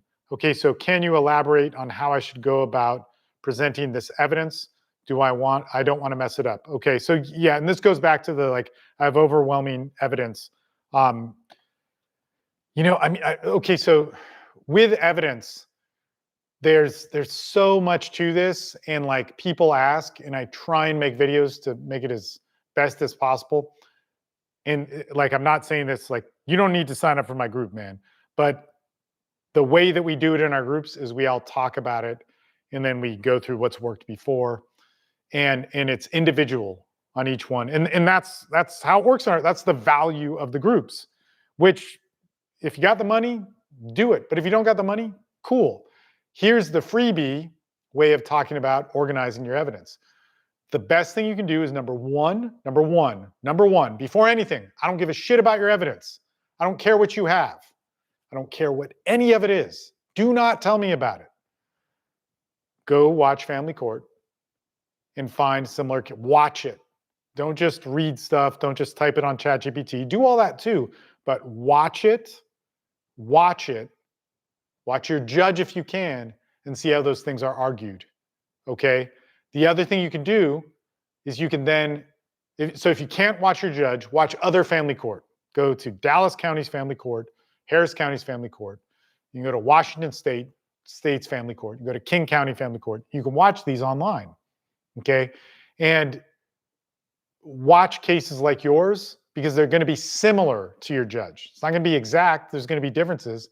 And then the second thing you do before you tell me about your overwhelming evidence is you get a couple $100, and instead of giving it to me, give it to some attorneys who've argued in front of your judge. So you should know who your judge is, all right? It's kind of the most important thing. Like, it's the person who calls all the shots in your case. And whether they're corrupt or not, you talk to some attorneys who've been in front of that judge and would understand how to argue that. And it'll be a bunch of stuff you don't understand, but you'd rather have that than at the time in front of your judge who wants you to understand it, and you don't want to get that wrong, right? So you want to get it wrong in front of attorneys with a $200 tax on it for screwing up. So you start to learn quickly. And then you go, you know what? There's this guy, Steve, on the internet that says, okay, don't give up with that, because it's going to confuse you and you're not going to know, right? And then you're going to talk to your mom or your friends and going like, this is the overwhelming evidence, right? So if parental alienation can't be argued, the attorneys, which it probably can't, right? Then the attorneys are going to go, they're not going to give you advice on how it can be argued. So there's a couple of people you can look up online. I've brought it up on my live streams before. If you watch my parental alienation live stream, I talked about it, but there's Dr. Craig Childress. I still have his name saved from the notes on that. There's somebody else. I guess, man, these are people that have been used in my groups. So Bill Burnett, and again, I don't know exactly about Dr. Craig Childress. I do know a little bit more about, but Bradley Freeman on parental alienation, I don't know. So you look at those people, and then you start to look at how they're smartly doing it instead of just going, this is alienation. Like, these are guys who years ago came up with different things psychologically that were arguable in court that wouldn't just be parental alienation. Now, they may not be in your court, and that's what you have to be careful for. And then there's, I would actually say, get Ashish Joshi's book. A bunch of guys in my group, like the guys who won the parental alienation cases, that defined it in their courts so that parental alienation was an arguable thing in their court. So everybody that's in their court now can argue that. They did consultations with Ashish Joshi, which you have to have an attorney for, and it's $500 an hour. And some people in our groups said that wasn't worth it. But even with that, I would still say you should get his book, and it's expensive. But people are like, it puts things in perspective of what this is. So those are some things like watch Family Court, interview attorneys, see what works, and then Joshi's book. Like, it's called Litigating Parental Alienation. Find it on Amazon. When you see it costs $150, you'll go, that's not the book, but that's the book. Okay, that's a good place to start. And if you have some money left over, I would recommend joining my groups because we have guys who do this every day. Hey, I'm going to put my phone down.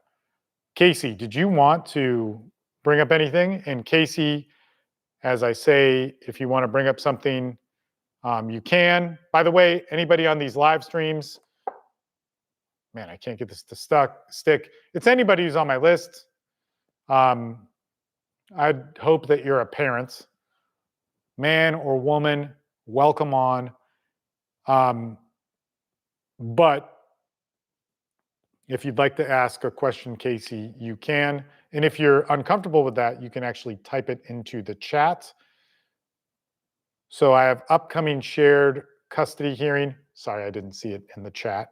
So I have an upcoming shared custody hearing, and the mother of my child has placed a protective restraining order against me because of the false accusations that was made against me from her daughter.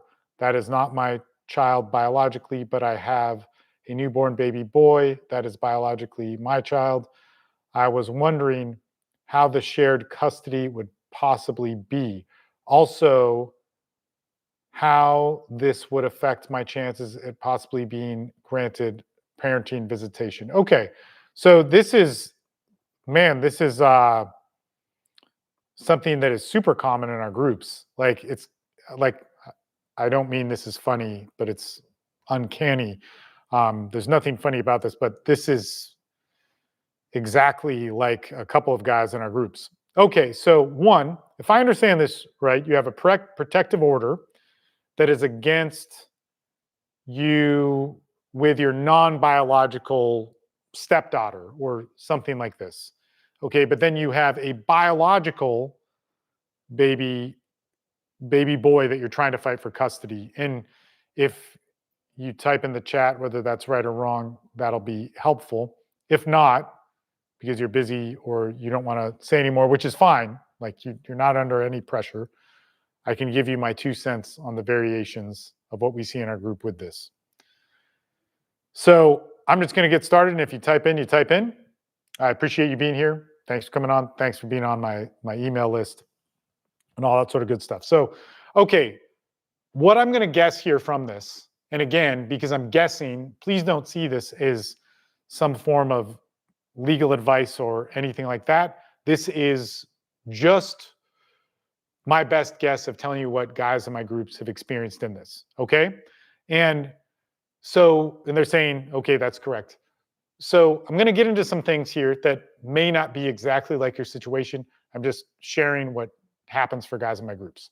Okay, and other people who are on here, if you want to write in the chat, if you want to talk next, no problem. You can raise your hand, or you can write in the chat what your question is, or you can write in the chat that you want to talk next, and I'll get to you. I'll be here like 15 more minutes. So in this one, we have a situation where there's a protective order that's granted against us. Let's say, I'm just going to guess that we're separate, okay? And let's just say this was me, okay? And so let's say I have a relationship with somebody. They have a son or a daughter that's 10, and I come in as the stepdad or a situation like that. And then we have a baby, and then we have a baby, and that, then we have a breakup, okay? So then we're separate from each other, and we now have a custody battle with that child. Now, oftentimes in our groups, when guys have this, let's say there's no protective order yet between the 10-year-old daughter or kind of stepdaughter that we have, a lot of times guys will say, do I have parenting rights for that child? And you might be able to make an argument, but it's going to be hard. And that's really sad. That's a tough thing. Okay. And this also affects the child, when they can't see their step parent and so on. And, it causes all sorts of different problems. There's another real strange variation. It's not that strange, but I think it's worth pointing out. One of the arguments for custody in some states and counties is that if too many times a step parent is introduced, like this person has multiple stepdads or stepmoms, this could be an argument for the other parent to get custody because it's too unstable for the child to have multiple step parents, the revolving door, so to speak, and that sort of thing. So you want to be careful if you have kids of introducing significant others into their lives. It could be a stable, great thing for you, but if that fails and then it happens again, it could be grounds for you to lose custody, okay? So that's one of the things. But in this case, let's say the 10-year-old, there's an issue and the courts step in with a protective order, okay? If you weren't able or planning, this may sound kind of cold, but like if you didn't have a chance at getting visitation with that stepchild, it's a sad thing. It's bad. I'm sure it affects you, but more than likely you would not be in that child's life anymore. So if there's a protective order, it might be like, okay, that's really bad, but we weren't going to see each other anyway. It's not trying to brush it off, but it's just stating how it is. Okay. So we may not be able to move on from that. Okay. So then we have to look at what are the downsides to having an order of protection against you. They're pretty hefty.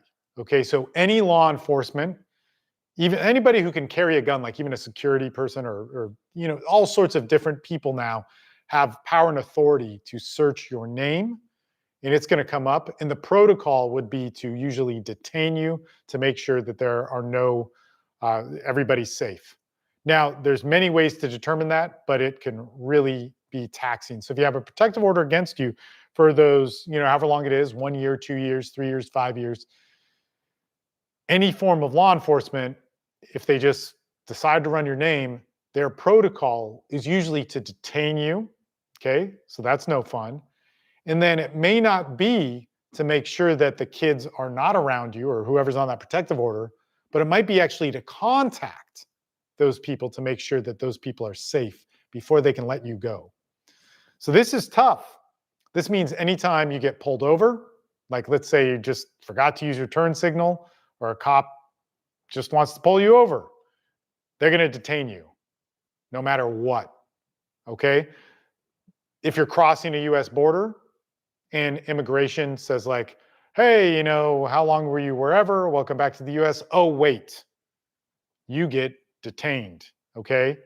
And that's not fun, right? And they have to do their job. Okay, so that sucks with a protective order.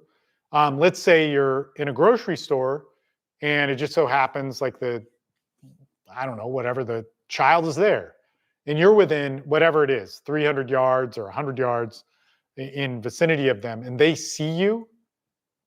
Or let's say the police are there and they just happen to run your name and they find out that that child is around you, you go to jail.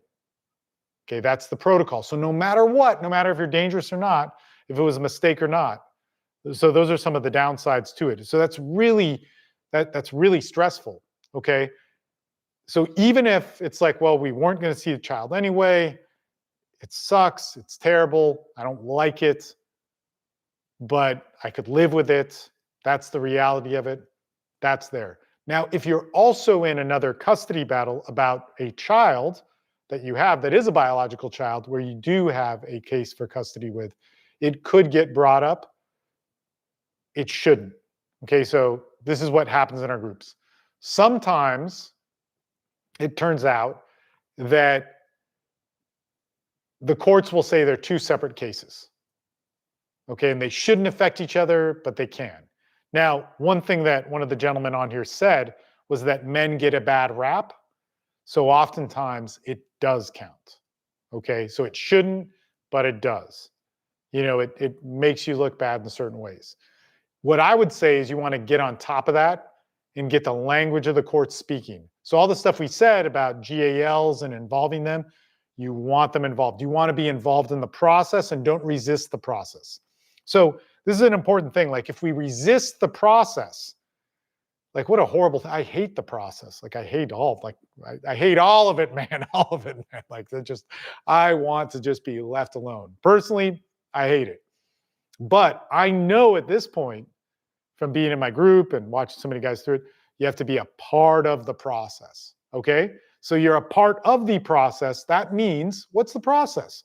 Okay. A judge matters. We want to be able to communicate to them properly, all that sort of stuff. Lawyers, afford them or not, they're terrible people, but okay, if you can afford them, great. Go for it, right? They're a part of the process. If you're going in pro se, you got to be a part of the process. You got to be a pro se dad. You're not going to go in there with guns blazing or like, you know, you just being spitting the truth, you know, or whatever, or like Eminem on 8 Mile. You're not that guy. You're the guy that is going along with the process, that understands the pro se process, okay? So that is, that, you know, that's a crazy thing, okay? So then we want to be able to go in and understand who are the important players in this. So this could be like what witnesses are important. Our mom, our friends, family, people that know us, people that know both of us are the weakest type of witnesses, but they're still witnesses, okay? They're still there. Okay, then we go, okay, like doctors, teachers, okay, third parties, kind of important. They're neutral, they're supposed to be coaches, but they don't have the court standard. So then we want the court standard of witnesses. And it depends what's going on, right? If we're just trying to say I'm a safe dad to my baby boy, even though this protective order happened, like it's a separate thing. I don't want to discuss it if I don't have to, but let's start going GAL. How does this work? Now that GAL is going to be exploited and manipulated, most likely, if you're in high conflict, of basically like the mom saying, well, he already has a protective order. Okay. So you have to understand that going in. You have that. It doesn't mean you're screwed. It means they're going to have a bad first impression of you. But then you go in, and again, I want to create more videos specifically on this, but you can find them if you watch my other videos, but you might have to find them in these long Q&As like this one on YouTube is 1 hour and 47 minutes. But there's this, we answer this question a lot, but I want to make a targeted video on this. And so it's like I'm a parent first. Yes, there's a protective order about things. I don't want to talk about it right now because unless we have to, I'm open to whatever suggestions, and I just want to be a good parent. I want to see my child. I'm willing to do whatever it takes, and if it's something that seems unreasonable, I'm going to have to double check it, but it's not disrespect to you or your job. That's how you want to start talking to the GALs and to the CPS workers or whoever's interviewing you. If you come across as being angry and trying to win your argument, just know that they can't win your argument for you. They can only write a bad report about you or find something unfounded. That's CPS. Guardian ad litems are going to say, okay, I assessed him, and he's going through some angry stuff, but it's normal and, you know, whatever type stuff. If it's a psychological evaluation, that's going to be a little bit more thorough, and you can show your real anger towards it, but you need to keep it in check. Let me rephrase. You need to be really careful with the psych eval. It's a very important thing. We'll talk about that more thoroughly later, but there it's going to see a lot more. And I would say if there are psychological issues, get it. Really get it. Like, so if there's psychological issues, get it. It will hopefully help you. And if you have psychological issues, that's okay. You just have to be receiving treatment for them and in doing that. At least, the very least, open to it. But more importantly, if you do have issues, you're getting help for it. Okay. So that's kind of how we go with it. But you want to use the process in it. It's tough. It can work against you. But when we get into, like, there's a lot of people who will flame on my videos and they'll say, like, it's all BS. If you do that, you're setting yourself up to lose. I get it. It's all BS. It will screw you 1,000 ways till Sunday, man. And if you want to not be screwed, you have to work in the process in the proper way. Okay. Hopefully that was helpful. If you have another question, you can write it in the chat, which is totally cool. If not, I'm going to move on to the next person who has a question. Okay, I'm going to move on to the next person. But if you're short on it or you're slow on it, and you're still writing in the chat. Okay, next person, Kurt, I'm going to call on you. I currently have my speakers off so they can't hear you. But a couple things. One, I'm only going to call you by your first name. Try not to say anything too specific about your case. Of course, if you want to, you can, but you're being recorded on a YouTube live stream, a TikTok live stream, and my camera's recording you. I can control my camera, but all these live stream things, it's going to get out there. So just try and be private about what you don't want to be shared, and we'll do our best to help you out. The speakers are on. We can all hear you. What's up, my man? I can't hear you because you're on mute still, so unmute yourself.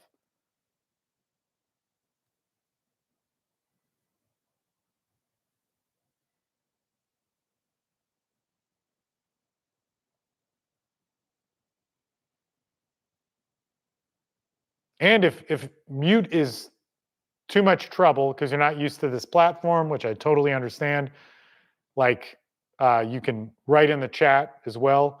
And I'll just, as you're looking at the unmuting function or writing in the chat, I'll also say this. I'm not here to make anybody, like, this is just an open forum to talk. I'm not looking to make anybody feel bad. If you have some sort of issue that you just want to stop talking or limit, it's cool, man. It's all good.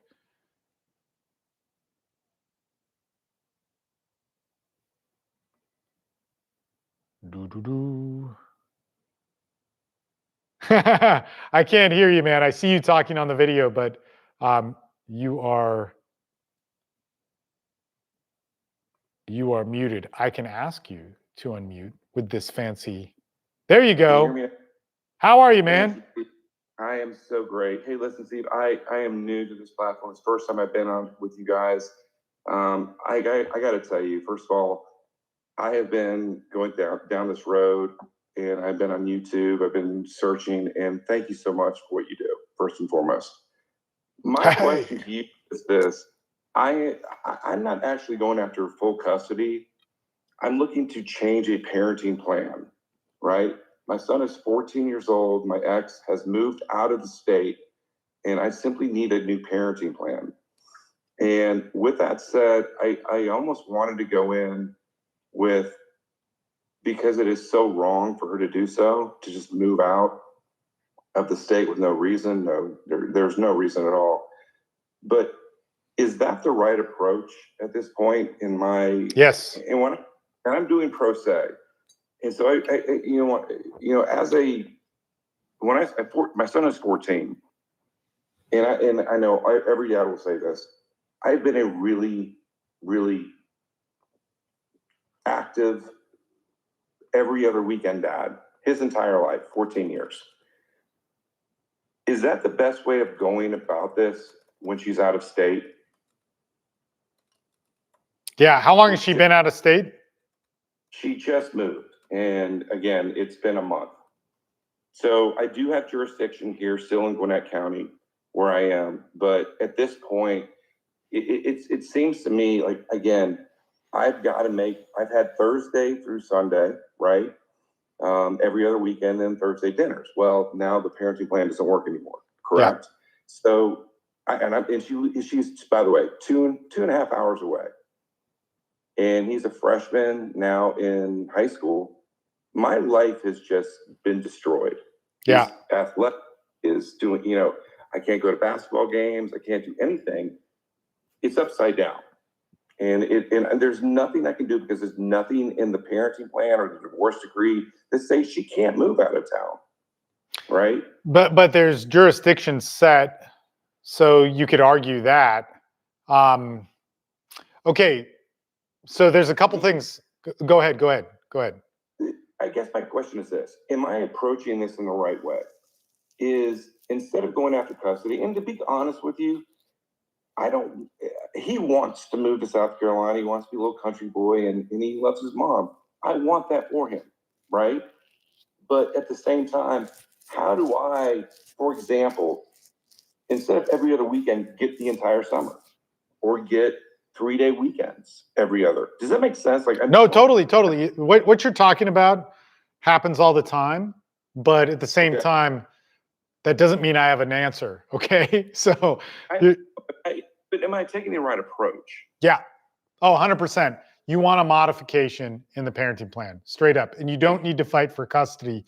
You want a modification in your visitation, and it's a reasonable argument, and there's no reason why it shouldn't be there. So one, you could fight back for jurisdiction. All right, so there's a bunch of people that go crazy over this, and there's a lot of guys in our group who've fought this and won it, and they don't necessarily want custody. They're just trying to fight for jurisdiction. But there's the state jurisdiction, which is the UCCJEA, and there's a lot of people who talk about it, but people oftentimes get it wrong when they apply it. But it sounds like that you're not trying to keep things in your state and county, correct? You just want to modify visitation because you don't see them on Thursday nights or over the weekends. I don't honestly. I'm too ignorant to understand what the difference is between staying in my district or hers. Does that make sense? Like, I don't like. What if it goes to her district? Does that make a difference to me? Yeah, I mean, because again, he's 14 years old. He makes his own decisions, right? Yeah. So, or he can. But that also that may not be true too. So even though he can have a preference, it doesn't mean that he gets to decide whatever. Like, parents still have some authority in that, and that's also important, right? So you got to understand like what your state and county thinks of that as well. And that is, and I'm gonna make this really short. Sure. And by the way, I'm gonna jump on. I have literally been following you. I cannot thank you enough for everything you're doing for guys like myself. Like, I'm brand new. It's the first time I've been on this. Thank you. That said, you just brought up an amazing point. He is now 14, right? Does he, in the world of the courtroom, can he make his own decisions? And for example, I have blatant parental alienation going on. I'm not going to go down the road with it, but it's blatant, right? But can he indeed say, you know what?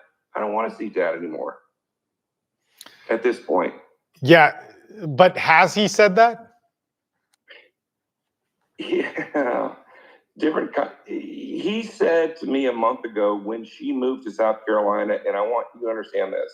He and I talked or text every single day before she moved there. And when she moved there, which she is now surrounded with her parents, her family, and everyone, she doesn't want to make the 5-hour round trip ticket on Sundays to bring him back. Yeah. He and I have had a wonderful relationship, and I mean that sincerely. But all of a sudden now, Dad, I just don't want to see you anymore. It is blatant. But there's a difference of that and then him being afraid of you and that sort of thing. So none of that. Yeah. I hear you asking. But that said, he's not afraid of me. He's just being. He's being a teenager. What's that? Exactly. Yeah. That. When I was a teenager, and I know I'm on film here, I just wanted to hook up with girls. You know what I mean? And so this whole thing between mom and I is just a pain in his ass. Yeah. Right? Hey, and just to let you know, nobody can see your video except the guys on this call, but on the streams or camera that's recording, nobody can see your video. And that's fine. But I get it. I am just trying to fight right now for the fact that, and I've told him this, he got real upset when I sent and I had to do this to get the parenting plan changed, a sheriff's office to her house, right? Because that's the only way I can, hey, this is how, we need a new parenting plan. And he got real upset. You're trying to take mom to court. No, I'm not. I'm just trying to, long story short is he's 14. How many decisions can he make?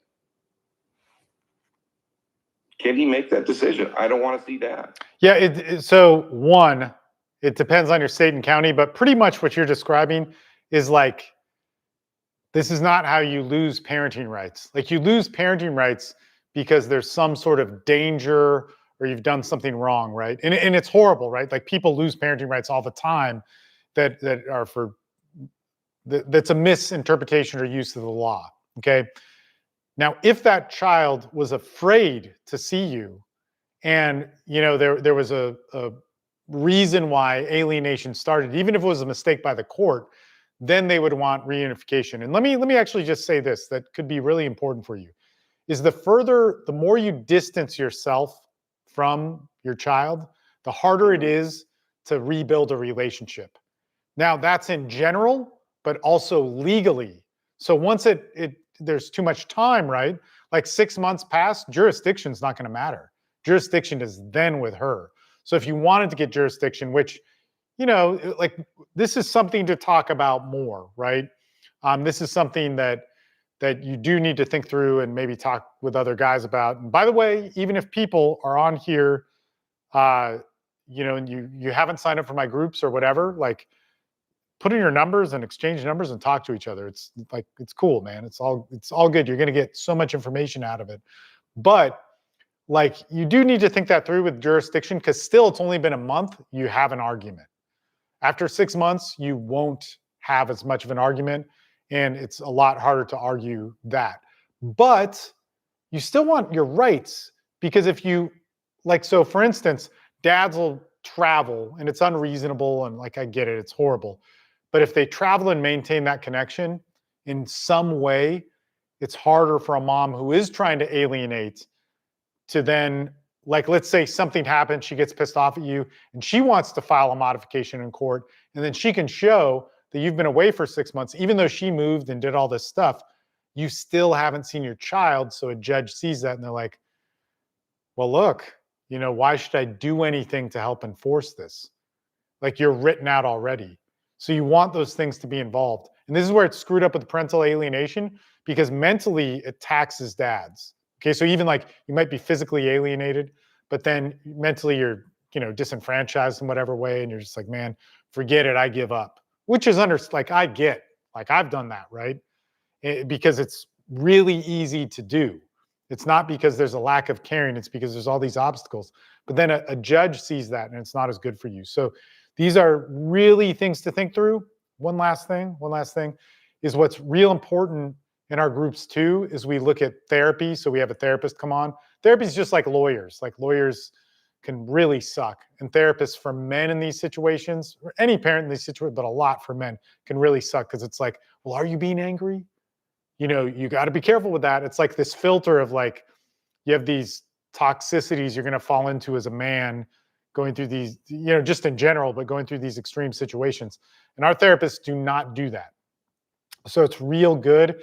And it's good to understand like why it would be important to still be in your 14-year-old's life, even if he's saying, Dad, I'm doing my thing, you're embarrassing me, or whatever it is, right? So that's the unwritten stuff that goes in. Yeah. One last question. Sure. Should I go, if he is telling me right now, Dad, I don't want to see you right now, right? I just need I just don't want to see you. My time is my time right now, still according to the parenting plan. Should I still just drive up there on, for example, Saturday morning and just wait? How would the court look at that if he's saying no, yet mom is saying, I've never told you you can't come? And that's what's current. Yeah, no, you should do it. You should do it. And you should do it and just get a little bit of time. So think of what's the thing he will say yes to. Like, I'm not saying this is a way to trick or manipulate.